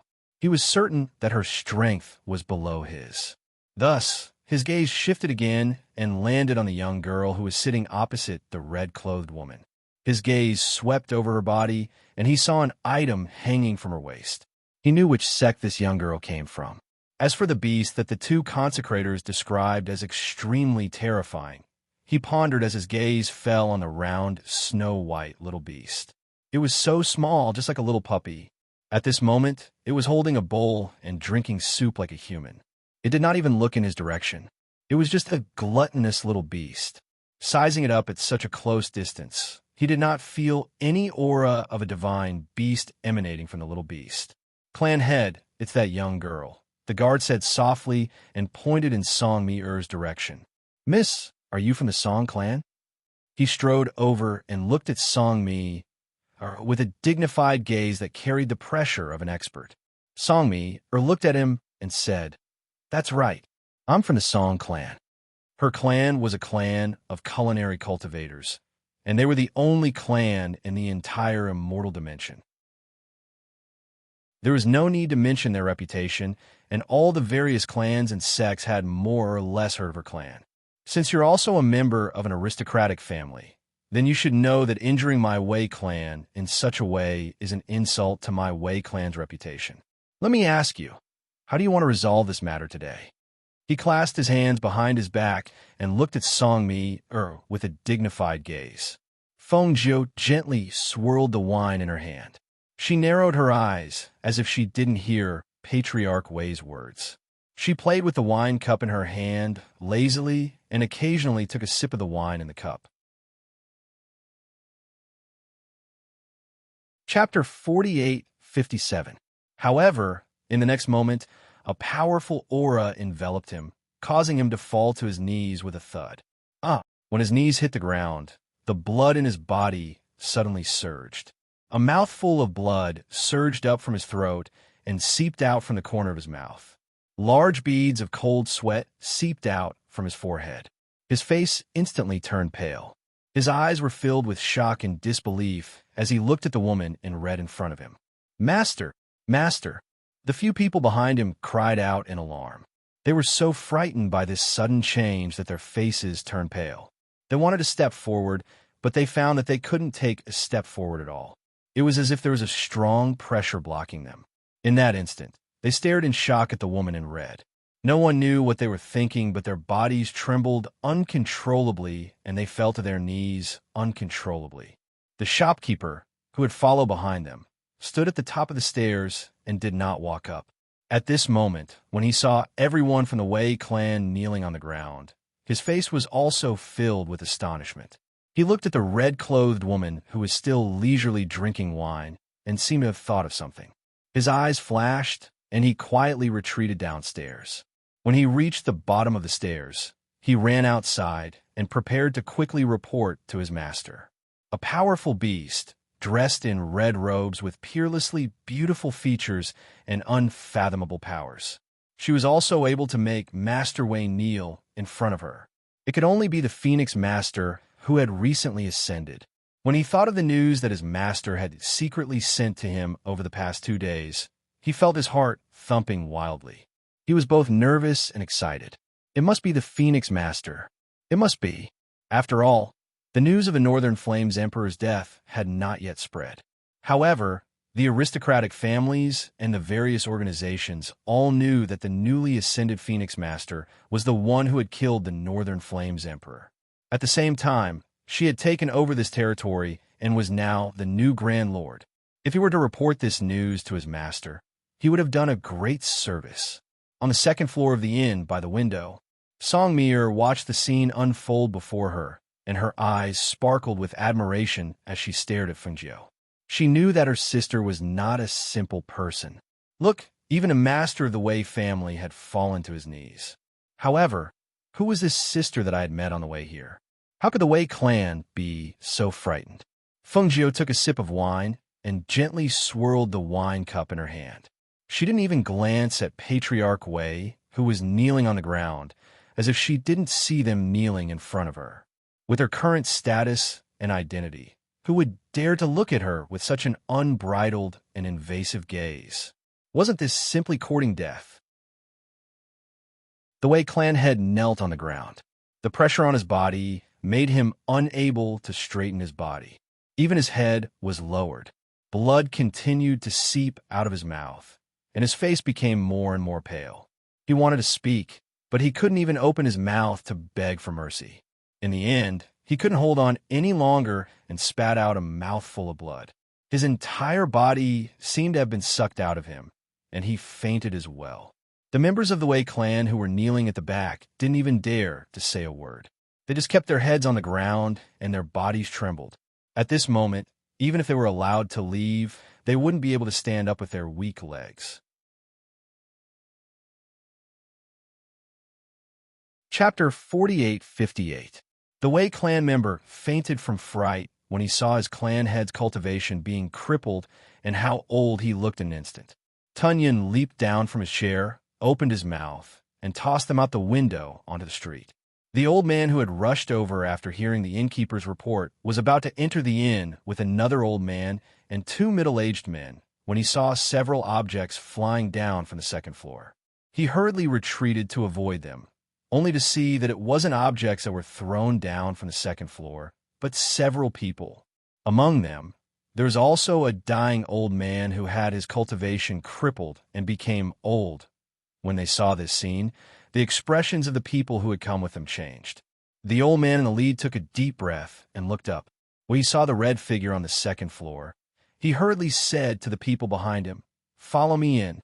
Remember, do not offend her in the slightest. Otherwise, even I won't be able to protect you." "Yes, we will follow Patriarch's orders." The few of them hurriedly responded respectfully. They restrained their auras and followed behind the old man in an orderly manner. When they reached the second floor, a waiter was trembling as he cleaned up the bloodstains on the floor. When the old man in the lead saw the red figure sitting at the table, he hurriedly stepped forward and bowed. "Greetings, Phoenix Master. It's you?" When Fengjiu saw this old man, he raised his brows. "Why are you here?" This old man was the first immortal who had bowed to him that day. His name was Immortal Qinghua. When he heard Fengjiu's words, the old man hurriedly responded with a smile. "It is this old man. The Jiang clan of this city is the main clan of this old man's descendants. When I returned to the clan this time, I instructed them to do some things. I didn't expect to hear that the Phoenix Master would appear here, so I brought the clan's descendants to pay respects to the Phoenix Master."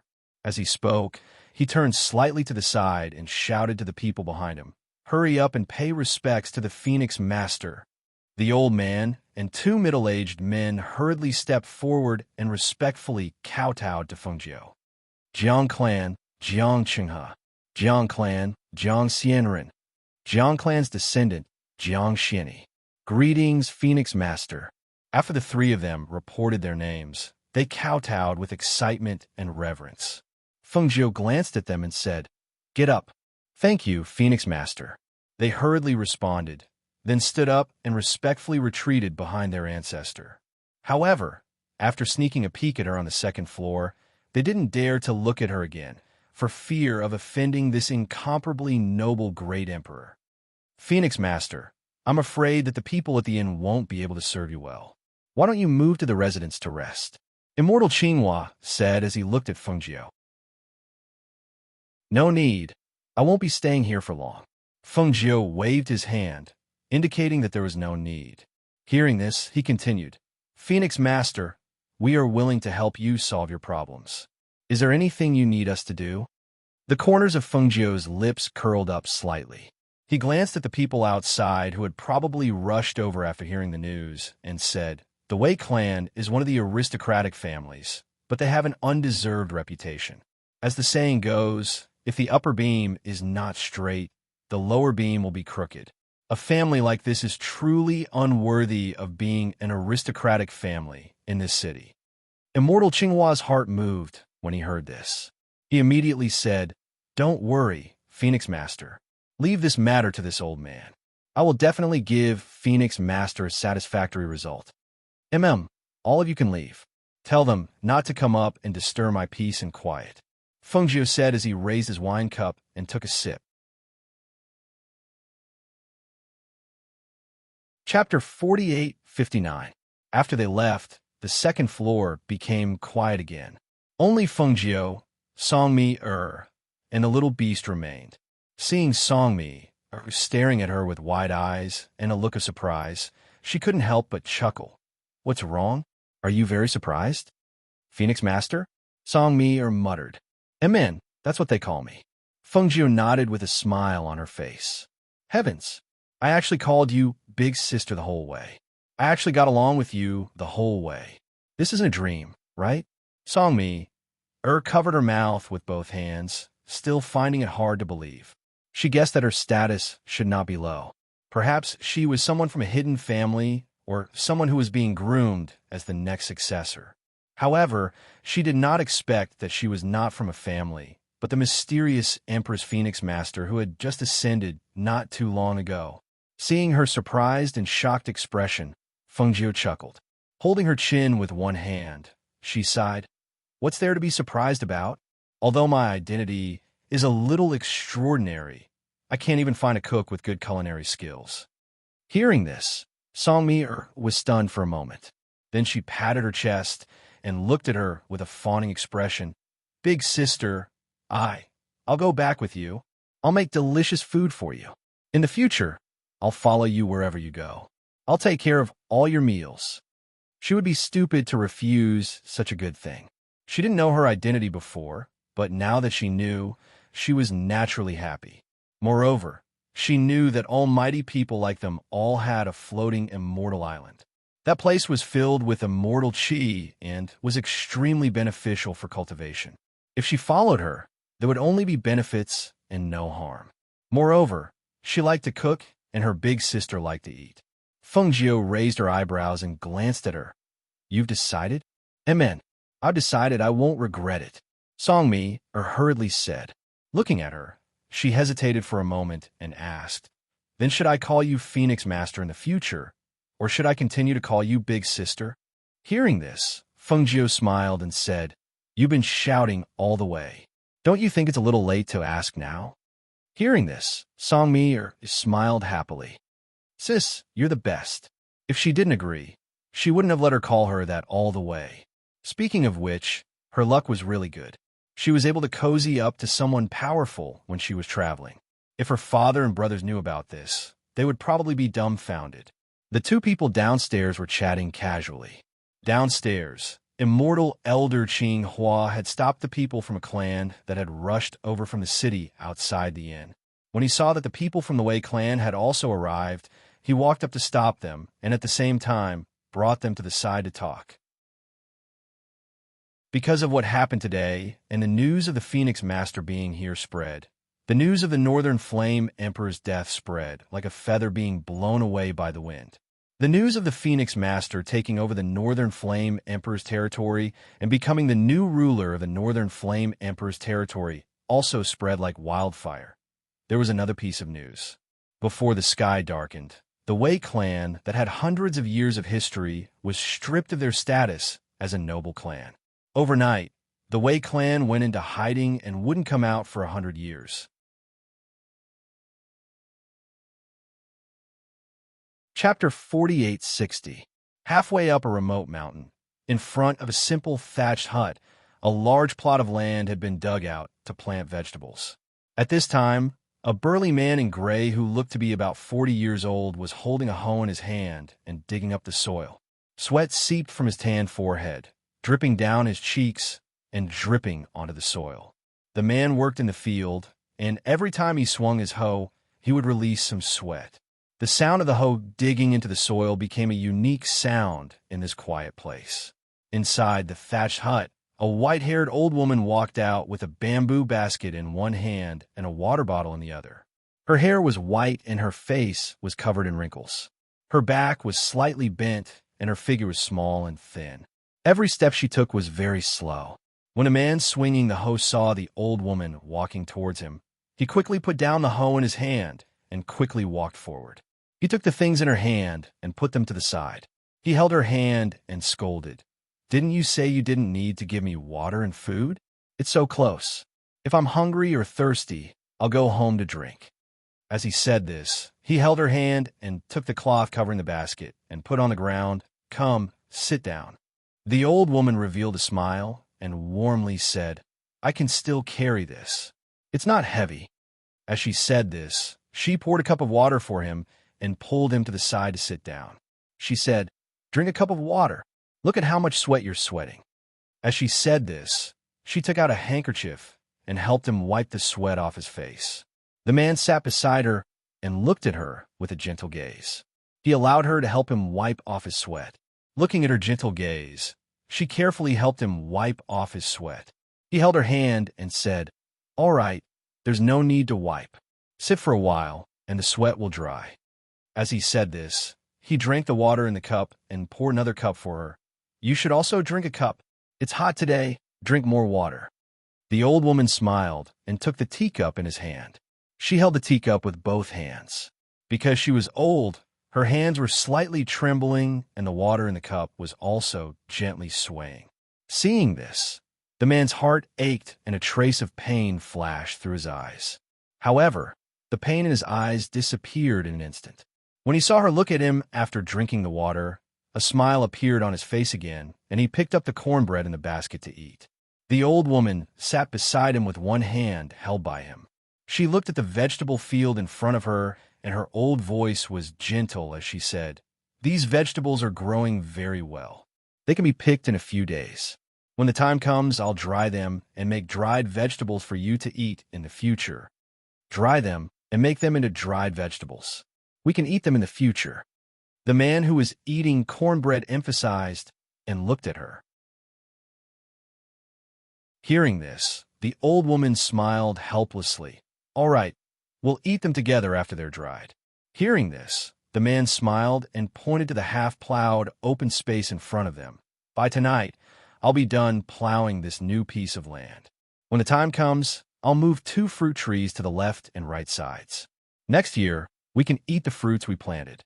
What do you think we should plant in the middle?" The two sat in front of the vegetable field and chatted. The surroundings were quiet. Only the sound of the wind and their low voices could be heard. Chapter 48-61.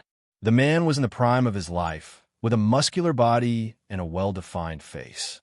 He could not be considered handsome, but he was definitely a tough man. As for the old woman, her hair was white and her face was full of wrinkles. Not only was she old, she did not seem to have much longer to live. However, the two of them interacted like husband and wife, their actions filled with affection and gentleness. Separated by a distance, Songmi could not hear clearly what they were saying, but Fengjiu heard everything clearly. It was an ordinary interaction in the quiet years, filled with warmth and affection, looking forward to life and the future. Her gaze could not help but size up the two people who were in the man's embrace, their heads leaning on the man's chest. With her cultivation, she could see that the man's bone age was not young, but because of his cultivation, he could maintain the appearance of a middle-aged man. As for the old woman, she didn't sound very confident. She probably had a fatal internal injury and was at the last moment of her life. Judging from her aura, she only had 3 to 5 months to live at most. However, facing such a faded old woman, the man's face was filled with gentleness, his eyes filled with affection. She had to admit that her heart was moved. This was definitely a pair of true love. "Sister, isn't that old woman the middle-aged man's mother? Why are they hugging?" Songmi found it strange and could not help but ask in a low voice. "Looks like they should be husband and wife," Fengjiu said with a trace of gentleness in her eyes. Hearing this, Songmi was startled. Looking at the two people leaning against each other, she did not ask any more questions. Instead, she looked left and right and said, "Sister, we have searched the entire mountain. There is only this straw hut and this pair of husband and wife here. We did not see the residence of the Iron Bone Armament Master. So, do we find the wrong place?" "We'll know if we ask," Fengjiu said and walked forward. Previously, because Fengjiu had concealed their auras, the middle-aged man did not notice that there was someone around. At this time, as Fengjiu and Songmi approached, the middle-aged man holding the old woman frowned and turned to look at them. "Sorry to disturb you too." Fengjiu showed an apologetic smile. "Who are you? What are you doing here?" the man asked, standing up and staring at the two. Songmi smiled and said, "Uncle, we just want to ask if the Iron Bone Refiner is on this mountain. We've searched all around, but did not find him." "There is no armament master here. You found the wrong place," the man said, while putting the teapot and cups away and prepared to lead the old woman back. Fengjiu's gaze fell on the hoe, and her eyes flashing. The old woman smiled apologetically at the two of them. She didn't say anything and just let the man lead her back. Sister, he said, there is no armament master. Do we really find a wrong place? Songmi-er's gaze fell on the two who left, then looked at the simple thatched hut not far away, and frowned in deep thought. Fengjiu smiled. No, we didn't find a wrong place, it's here. As she spoke, she walked unhurriedly behind the two of them, while looking at the vegetables planted in their fields. Chapter 48-62. After the two entered the thatched hut, the door closed behind them, completely ignoring Fengjiu and Songmi-er. Fengjiu didn't mind, sitting down at the table outside. She propped her chin on one hand and looked around. It's a little crude, but the air is good and it's very quiet. Songmi-er looked around. This place is too quiet. Only the two of them live here, and it's halfway up the mountain. There's a lot of trees around here, and there might even be beasts at night. It's also too far from a city. It's not convenient to go to the market. Hearing this, Fengjiu chuckled and said, everyone yearns for a different life. Although this place is a little simple, how can you be sure that they won't be happy when they have someone they love to accompany them? Songmi-er thought for a moment. Sis, that man must love his wife very much. My mother said that men in this world value appearances. They all like young, beautiful women with good figures. It's rare to find a man who doesn't value appearances but values inner beauty. Fengjiu smiled and looked around, gently tapping the table. I just came here not long ago. I only know that this iron bone refiner is very good at refining weapons, but I didn't expect him to be such a sentimental person. Songmi-er looked at her in surprise, then at the closed door. She pointed inside. Sis, you're saying that the man we're looking for is that uncle? Other than him, who else would be able to refine a hoe into a weapon? Fengjiu said casually, her gaze landing on the vegetable field not far away. Songmi-er heard her and immediately walked over to where the hoe was. After a closer look, she couldn't help but exclaim, it's true. Such a weapon was left here, just like that, and a hoe can be refined like that. It's amazing. The two of them didn't lower their voices. With the distance between the inside and outside of the thatched hut, the two of them could hear the conversation outside. The man frowned, while the old woman patted his hand. That lady in red is amazing. She could tell at a glance and guess your identity. The old woman said gently, with a trace of surprise and admiration in her voice. All these years, they've been living in seclusion here. It wasn't that no one came to look for them, but only one lady in red could recognize them at a glance. You rest here. I'll chase them away, the man said, then stood up and walked out. The old woman quickly said, don't scare the lady. Just let them go. I know, the man replied, then opened the door and walked out. He saw the lady in red leisurely sitting by the table, resting with one hand holding her chin, her eyes looking forward. We don't welcome outsiders here. The two of you should leave quickly. The man walked up to Fengjiu and said in a deep voice, Uncle, we're here to ask you to help us refine a kitchen knife. She ran over and looked at him excitedly. Uncle Iron, tell me, as long as you're willing to refine a kitchen knife for me, what do you want in return? I'll definitely find a way to get it for you. Seeing that the hoe could be refined into such a sharp weapon, Songmi-er looked forward to it even more. If he could refine a kitchen knife, perhaps it would be able to cut through the bones of those fierce beasts. Chapter 48-63. Cough, cough, cough, cough. A few low, suppressed coughs came from inside the house. Upon hearing the coughs, the man could not be bothered to chase the two people outside away. Instead, he could not help but nervously run into the house. What's wrong? Why are you coughing again? Drink a glass of water to calm yourself down. The man hurriedly poured her a glass of water and carefully handed it to her to drink. However, who knew that the old woman would start coughing again after taking a sip? She could only feel a gush of qi and blood surging upwards. The water that she had not swallowed, yet was spat out along with the surging qi and blood. Yunyang! The man cried out in alarm as his expression changed drastically. Outside, Fengjiu heard the man's cry of alarm and immediately got up to walk in. When she came in, she saw the old woman spitting out blood and fainting with a pale face. "Quick, carry her to the bed," Fengjiu said. When the man heard Fengjiu's words, he hurriedly carried the unconscious woman in his arms and strode towards the bed while shouting, Yunyang, Yunyang, wake up! Don't scare me, don't scare me." That the dignified man's eyes turned red at this moment. Tears welled up in his eyes, and even his voice became choked with sobs.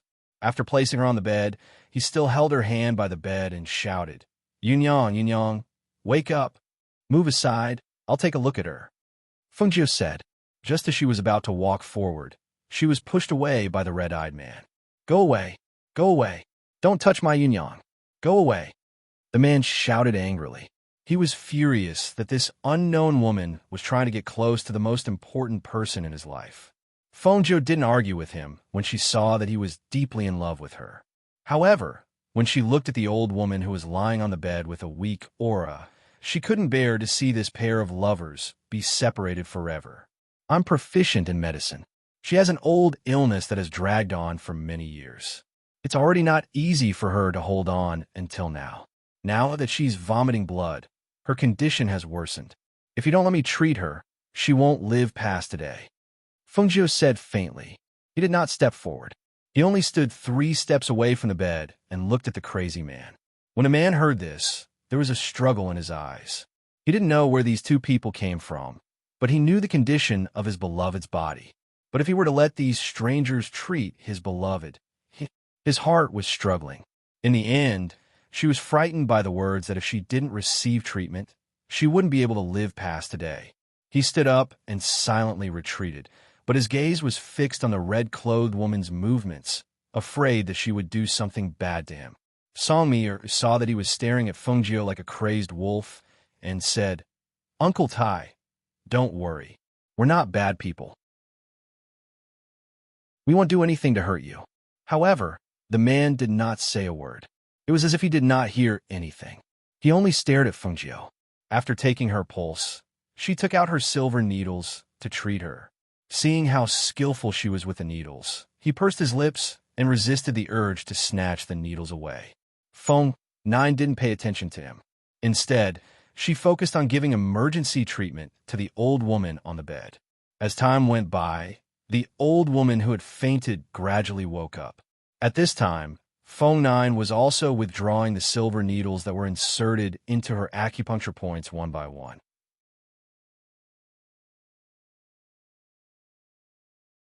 Chapter 48-64. Yunyang, how are you feeling? Do you feel any discomfort? He asked anxiously as he held her hand. The old woman on the bed gently shook her head and tried to sit up. At this moment, Fengjiu said, You should just lie down. The spiritual energy in your body has almost dried up. For the rest of the time, it's best for you to lie down on the bed to avoid something like what happened just now. If it wasn't for my big sister's acupuncture, you probably wouldn't have woken up. So you'd better listen to her, Song Mi said from the side. Thank you, young miss. The old woman's voice was weak as she thanked her. She did not try to sit up and instead lay down on the bed. She looked at the man holding her hand with a trace of sadness and reluctance. Thank you. I've offended you just now. Please don't take offense. The man stood up and bowed to Fengjiu as he spoke apologetically. It's fine, Fengjiu said casually. Her gaze swept past the man and landed on the old woman on the bed. I just took her pulse and found out that not only does she have an old illness, her inner core is also broken, causing her spiritual energy to leak out. She's unable to cultivate to recover it, right? Seeing her skillful treatment and the fact that Yunyang woke up not long after the needle was inserted, the man knew that she was an expert in medicine. He did not hide it from her and nodded. Yes. Since the inner core is broken and caused spiritual energy to leak out, why didn't you repair it? Fengjiu asked with a trace of confusion. She asked this naturally, but the people who heard her were all stunned. Their faces were filled with astonishment and disbelief. Young miss, why you said a broken inner core can be repaired? I didn't hear wrong, did I? The man asked with a trembling voice. His expression carried a trace of excitement and caution. Which cultivator didn't know that a broken inner core meant death when spiritual energy leaked out? Who had the ability to repair a broken inner core? No one had ever heard of such a thing. Seeing this, Fengjiu raised her brows and looked at Song Mir. Are there no pill refiners or doctors here who can repair a broken inner core? Song Mir shook her head.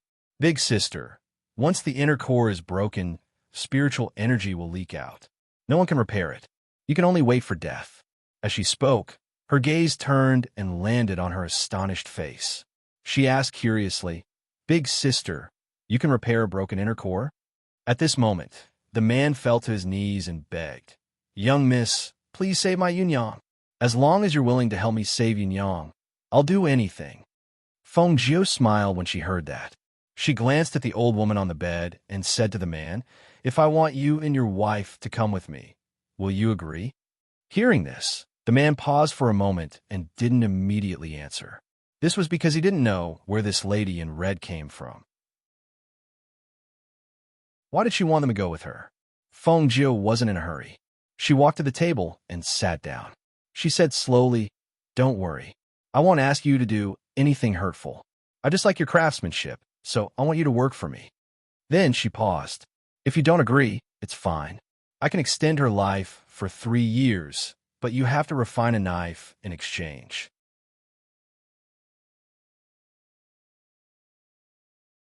Chapter 48-65. After a while, his eyes were filled with determination.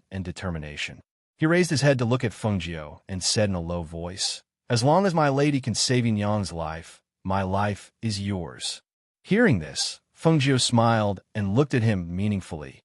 You won't regret your decision today. Yunyang, who was lying on the bed, looked at the man and tears streamed down her cheeks. It was all because of her. If it wasn't for her, he wouldn't have to do this. They didn't know the background of this red-robed lady. Who is she? If in the future, it's impossible for her to recover in a short period of time, I will stay behind to treat her. As for you, Mir needs a knife. As for what kind of knife it is, you could discuss it yourselves. Fengjiu said to the man, but her gaze was fixed on Song Mir. But Yunyang, the man was worried. I'm here with her. You won't be of much help here. I don't like people around when I'm treating her. Fengjiu said slowly. Hearing this, the man thought for a moment before replying, All right, I understand. Thus, the man and Mir left the room. Mir told him about the saber she wanted. She told him what it was mainly used for and how big it should be.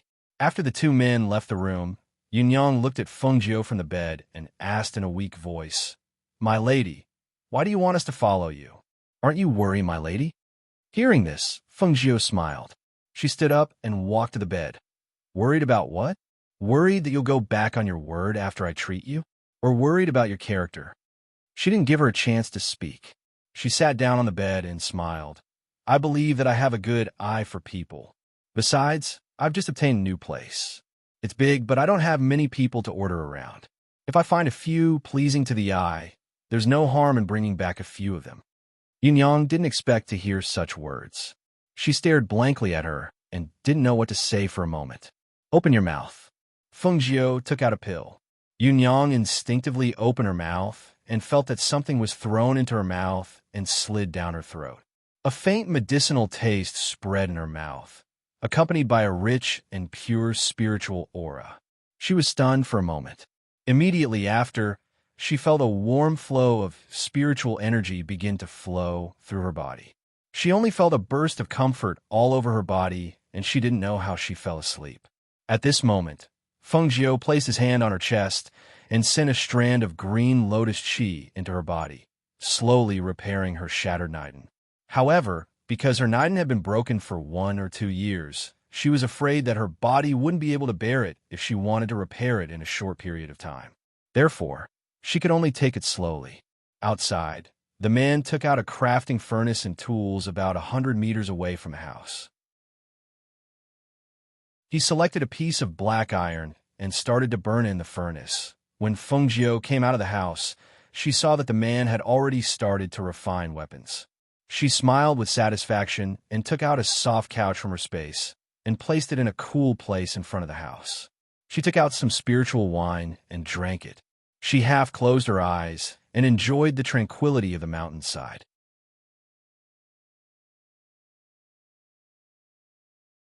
Chapter 48:66.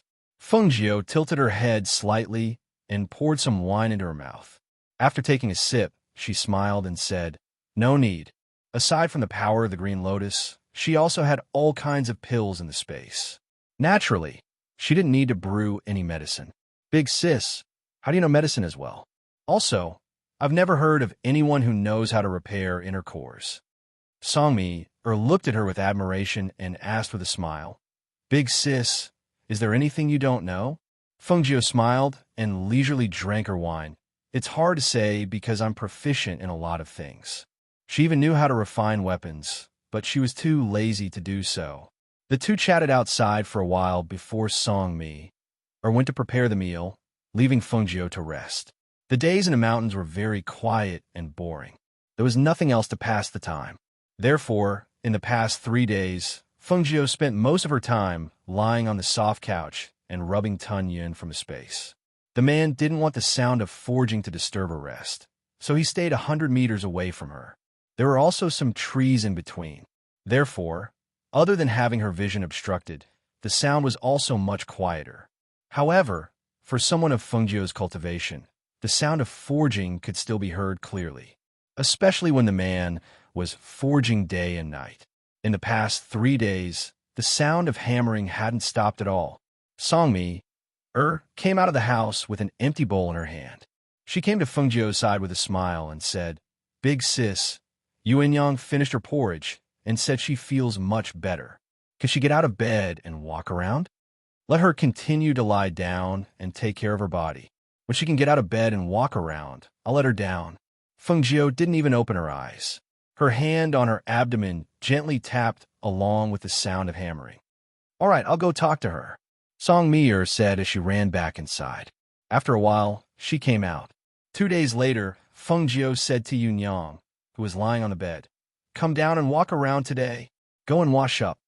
Hearing this, Yun Yang, who had been lying on the bed for 5 days, was overjoyed.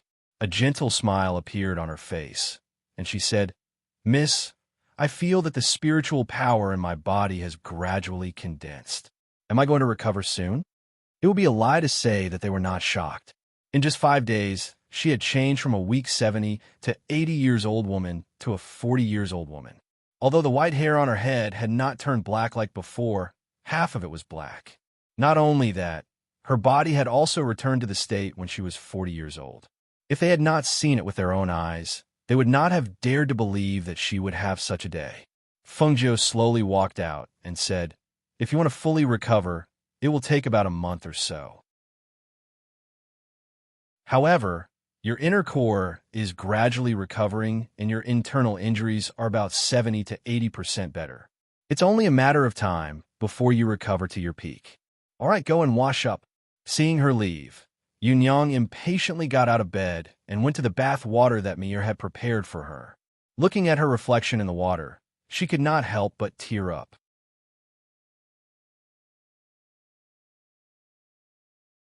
Chapter 48:67. Outside, 100 meters away, the iron hammer was still hammering away at the red-hot piece of iron. The originally unremarkable piece of black iron had now taken on a rough shape. Sweat poured all over his body, drying and wetting, wetting and drying again. The man was focused on hammering the iron and refining the weapon. He hammered again and again in a serious and focused manner. Every time he hammered down on the red-hot piece of iron, traces of fire would appear on it. Looking at the newly formed piece of iron, he placed it in the water and soaked it for a while. When the red-hot piece of iron came into contact with the water, it immediately made a hissing sound and the water began to bubble. He stopped to rest for a while and wiped the sweat off his face. He then looked in the direction of the house and thought for a moment. It had been 5 days, and he was still a little worried. Thus, he walked back to see how Yun Yang was doing.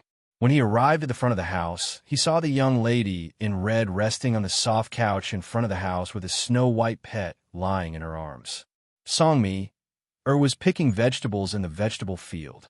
"Uncle Iron, Do you want to see Yunyang? She should be bathing right now. Me? Raised her head from the vegetable field and smiled at him. Seeing that he was covered in sweat, she put down what she was doing and quickly walked back to the table in front of the house to pour him a glass of water. Uncle Iron, it's been hard on you these past few days.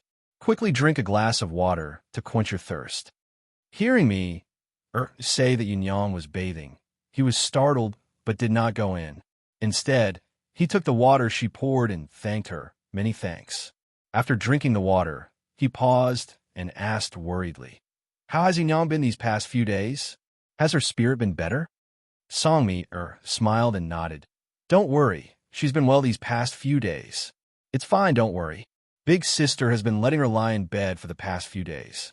She's only been allowed to get out of bed today, so you'll be able to see her after bathing." Hearing her words, his anxious heart relaxed. After putting the cup on the table, he went to the door and waited. Hearing some soft sounds coming from inside, similar to the sound of clothes being put on, he could not help but feel nervous. With her body in that state, would it be too difficult for her to bathe and put on her own clothes? What if water splashed on the ground and she accidentally fell? Her current body couldn't withstand such a fall. The more he thought about it, the more worried he became. Therefore, he called out anxiously from outside, "Yunyang, are you taking a bath? Be careful, the floor is slippery. Don't slip. Just wear your clothes. I'll help you dry your hair." Feng Jiu couldn't help but laugh when she heard his words. She secretly shook her head. Before he could finish his sentence, the tightly shut door opened. Yunyang, who was dressed in plain clothes, stood at the door. Her face was a little red, and she seemed to be a little embarrassed as she glared at the man who was staring at her blankly. "Miss and the others are all here. What nonsense are you talking about?"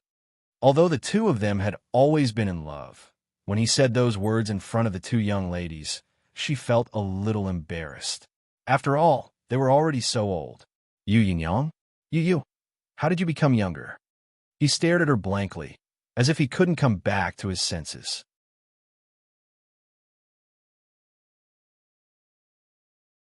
Chapter 48-68. Hearing this, he stepped forward excitedly and grabbed her arm with both hands. He wanted to say something, but did not know what to say. In the end, he just kept saying, "That's great, that's great." After a while, he came back to his senses and hurriedly turned to Feng Jiu and knelt down. "Thank you, Mississippi. Thank you, miss. All right, it's not a big deal. Besides, she hasn't fully recovered yet," Feng Jiu said gently. If he did not believe it before, at this moment, when he saw Yunyang's recovered appearance, other than excitement, there was only endless joy and anticipation in his heart. At this moment, to them, it was like a new life. In order to treat Yunyang, he had sought many famous doctors and alchemists, but none of them had the ability to restore the inner core. He did not expect that he would encounter their chance of survival here. "I'll continue to refine the saber now," he said with a big smile on his face. After patting Yunyang's hand, he did not wait for Feng Jiu to say anything and turned to continue refining the saber. At this moment, the blood in his body was surging. He was excited, as if he had nowhere to release his strength. After thinking about it, only refining weapons could calm him down. Feng Jiu narrowed her eyes and listened to the sound of forging. She thought in her mind, in the future, after she had dealt with those enemies in the immortal realm, she would think of a way to open up the separated heaven realm. At that time, she would bring her family up to live together. Thinking about it, the corners of her lips could not help but curl up slightly. Her mood also soared. At that time, they could live any kind of life they wanted, including her 3 children. Speaking of which, she had been here for some time, but she had not been able to visit them. She wondered how they were doing at Emperor Qing's place. Did they lose weight? Or did they gain weight? Or did they grow taller? Accompanied by these distracting thoughts, she gradually fell asleep in the gentle breeze. Seeing that she had fallen asleep, Mir took out a blanket from the space and covered her. Then, she went to the vegetable field with Yunyang. A few days later, in the morning, Mir was cooking porridge and making breakfast. The man who had been refining the saber walked over with a smile on his face. "Mir, why don't you try this saber?" He handed her a sharp kitchen knife and said, "This was refined according to your instructions. Since you are a woman, this kitchen knife is mainly light and sharp. I slightly modified it according to your instructions. Come, give it a try." Er's eyes lit up when she saw the kitchen knife that was thinner and thinner than an ordinary kitchen knife. She quickly took it and examined it. "Uncle Iron, this looks thin and smaller than an ordinary kitchen knife. Can it cut cow bones?" she asked curiously as she touched the blade lovingly. "Ha ha, of course it's possible. Furthermore, this is made of black iron. I've even refined a defensive array on it.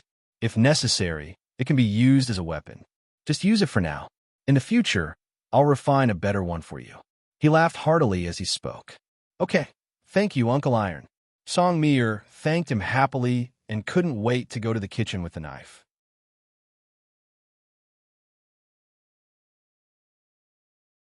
Chapter 4869. There's no need to go to the trouble of boiling water. "I'll just take a cold bath at the stream," he said with a grin. She knew that he usually took cold baths, so she didn't say anything else. Instead, she smiled gently and said, "Then I'll prepare some food for you. You can eat it when you come back." "All right." He nodded and turned to leave. As Yang's health was getting better, and the knife that it wanted had been refined, Fengjiu brought them down the mountain after lunch. "Sister, where are we going now?" Asked as she looked at Fengjiu beside her. Fengjiu walked at a steady pace and said, "Let's go back first. We've been out for some time, so we should go back and take a look in case anything happens." The two people behind her couldn't help but look at each other when they heard this. Up until now, they still didn't know who she was. Where was she taking them? However, since they had already agreed, they naturally wouldn't go back on their word. Therefore, they didn't ask any further. It wasn't until Fengjiu took them to the floating immortal island in the flying ship that Yang couldn't help but ask, "Miss, we still don't know your name." "May I know?" "My name is Fengjiu." She sat at the front of the ship and smiled as she drank some spiritual wine. However, it would have been better if they hadn't asked. Now that they asked, they were stunned when they heard this name. The surname Foam? I don't think I've heard of any family with the surname Foam. May I know where Miss family is located? Song Mir, who was eating a fruit at the side, smiled and said, "There wasn't in the past, but there was recently. The Phoenix Master who had just ascended is you, sister." "Ah." The two of them couldn't help but exclaim. They used to live on a mountain and didn't know much about the outside world. Naturally, they didn't know that there was a Phoenix Master who had just ascended. Thus Mir told them about everything that had happened during this period of time. The two of them were pleasantly surprised as they listened. They didn't expect that the person they had met so carelessly would be a supreme, great emperor. Moreover, she was the only female emperor among all the great emperors. "Young miss, we really have eyes but fail to recognize Mount Tai. Please don't take offense." The two of them hurriedly knelt down and bowed. "There aren't so many rules around me. Get up." As Fengjiu spoke, he took a sip of wine. Looking at them, he said, "From now on, all of you will stay in my spiritual island immortal residence. There aren't many people here now, but it will be very lively in the future." "Yes, thank you, young miss." The two of them replied. They looked at each other and smiled. They had never imagined that they would encounter such an opportunity. They would naturally cherish it. As the spaceship flew, Fengjiu suddenly raised her eyebrows and looked outside the spaceship. The man seemed to have sensed something as well. He quickly looked out of the spaceship and saw a group of people chasing after them. Some of them were riding on birds, while others were riding on flying swords. They looked menacing. "Miss, there's a group of about 30 to 40 people chasing after us. They're gradually forming a formation to outflank us." He turned around and said to Fengjiu.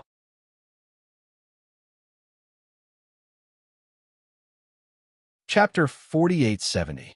When a flying ship landed, it happened to land beside a stream. The few of them alighted from the flying ship. Fengjiu waved his sleeves and kept the flying ship. At the same time, the people who chased after them came to surround them. "Big brother, there are only these few people. Looks like we've struck gold today," a cultivator said as he glanced at the few of them. Then, his gaze landed on Fengjiu, who was dressed in red. His eyes were filled with amazement. Big brother, there's an extremely beautiful woman here. At this moment, a man in his 30s came down from a flying beast. He held a triangular blade in his hand and walked forward. He was dressed in a black robe, and there was a black cross mark on the left side of his face. His gaze was cold, and his body was filled with a bloodthirsty aura. When his gaze, which was as cold as a venomous snake's, swept past a few of them and landed on Fengjiu, there was a flash of amazement in his eyes. His cold gaze stared at him as if he was staring at his prey. Tai Song, who was holding Yunyang's hand, saw this and frowned. He took a step forward and stood in front of Fengjiu, blocking the man's gaze from Fengjiu. At the same time, his deep voice was heard. Bone-devouring Azura, you should know that there are some people you can't provoke. If you don't want to die, you'd better leave quickly. Hop, the man laughed softly. His voice was so cold that it made people shiver. He stared at Tai Song and sized him up. Those who have seen me are all dead. How did you recognize me? Tai Song stared at the triangular blade in his hand and said, Isn't the triangular blade the weapon that you always carry with you? I've never seen you before, but I know the weapon in your hand. I see. He nodded and stared at him. His smile was as cold as a venomous snake's. So what if you recognize me? Those who have seen me must die. You're no exception. As soon as he finished speaking, he turned the triangular blade in his hand and immediately attacked him. It was so fast that it brought about a sharp and cold wind blade. When the surrounding people saw this, they just surrounded him and jeered. Kill him, kill him. They knew their big brother's rules. When he killed someone, he didn't like them to help in a group fight, unless he gave the order for them to go forward and fight. Otherwise, they would only anger him. In his own words, there was no one that he, the bone-devouring Azura, couldn't kill if he wanted to. He didn't even need the help of others. Seeing the three-edged sword coming towards him, Tai Song stepped forward. At the same time, he turned his hand and a large sword appeared in his hand. He slashed down horizontally, and a powerful aura of spiritual energy burst out along with the collision of the two swords. The collision of the two swords created a clanging sound and sparks from the friction. Behind them, Fengjiu watched the scene with an indifferent expression. She did not make a move, nor did she make a sound. She just watched quietly. No one knew what she was thinking. Song Mir knew that she was no match for the man and naturally did not dare to make a move. Instead, she stood beside Fengjiu. She knew that there was nowhere safer than being by her side. Yunyang was a little worried and nervous. Because Tai Song had not fought for a long time, she didn't know if he was a match for the bone-devouring Azura. You're tuning into the Romance Rendezvous YouTube channel. We're so grateful for your support, and don't forget to subscribe to join us on this incredible journey through captivating stories. Your generosity through donations truly makes a world of difference, as it's the primary source of revenue that allows me to expand and enhance this channel for you. Thank you from the bottom of my heart for being a part of this adventure.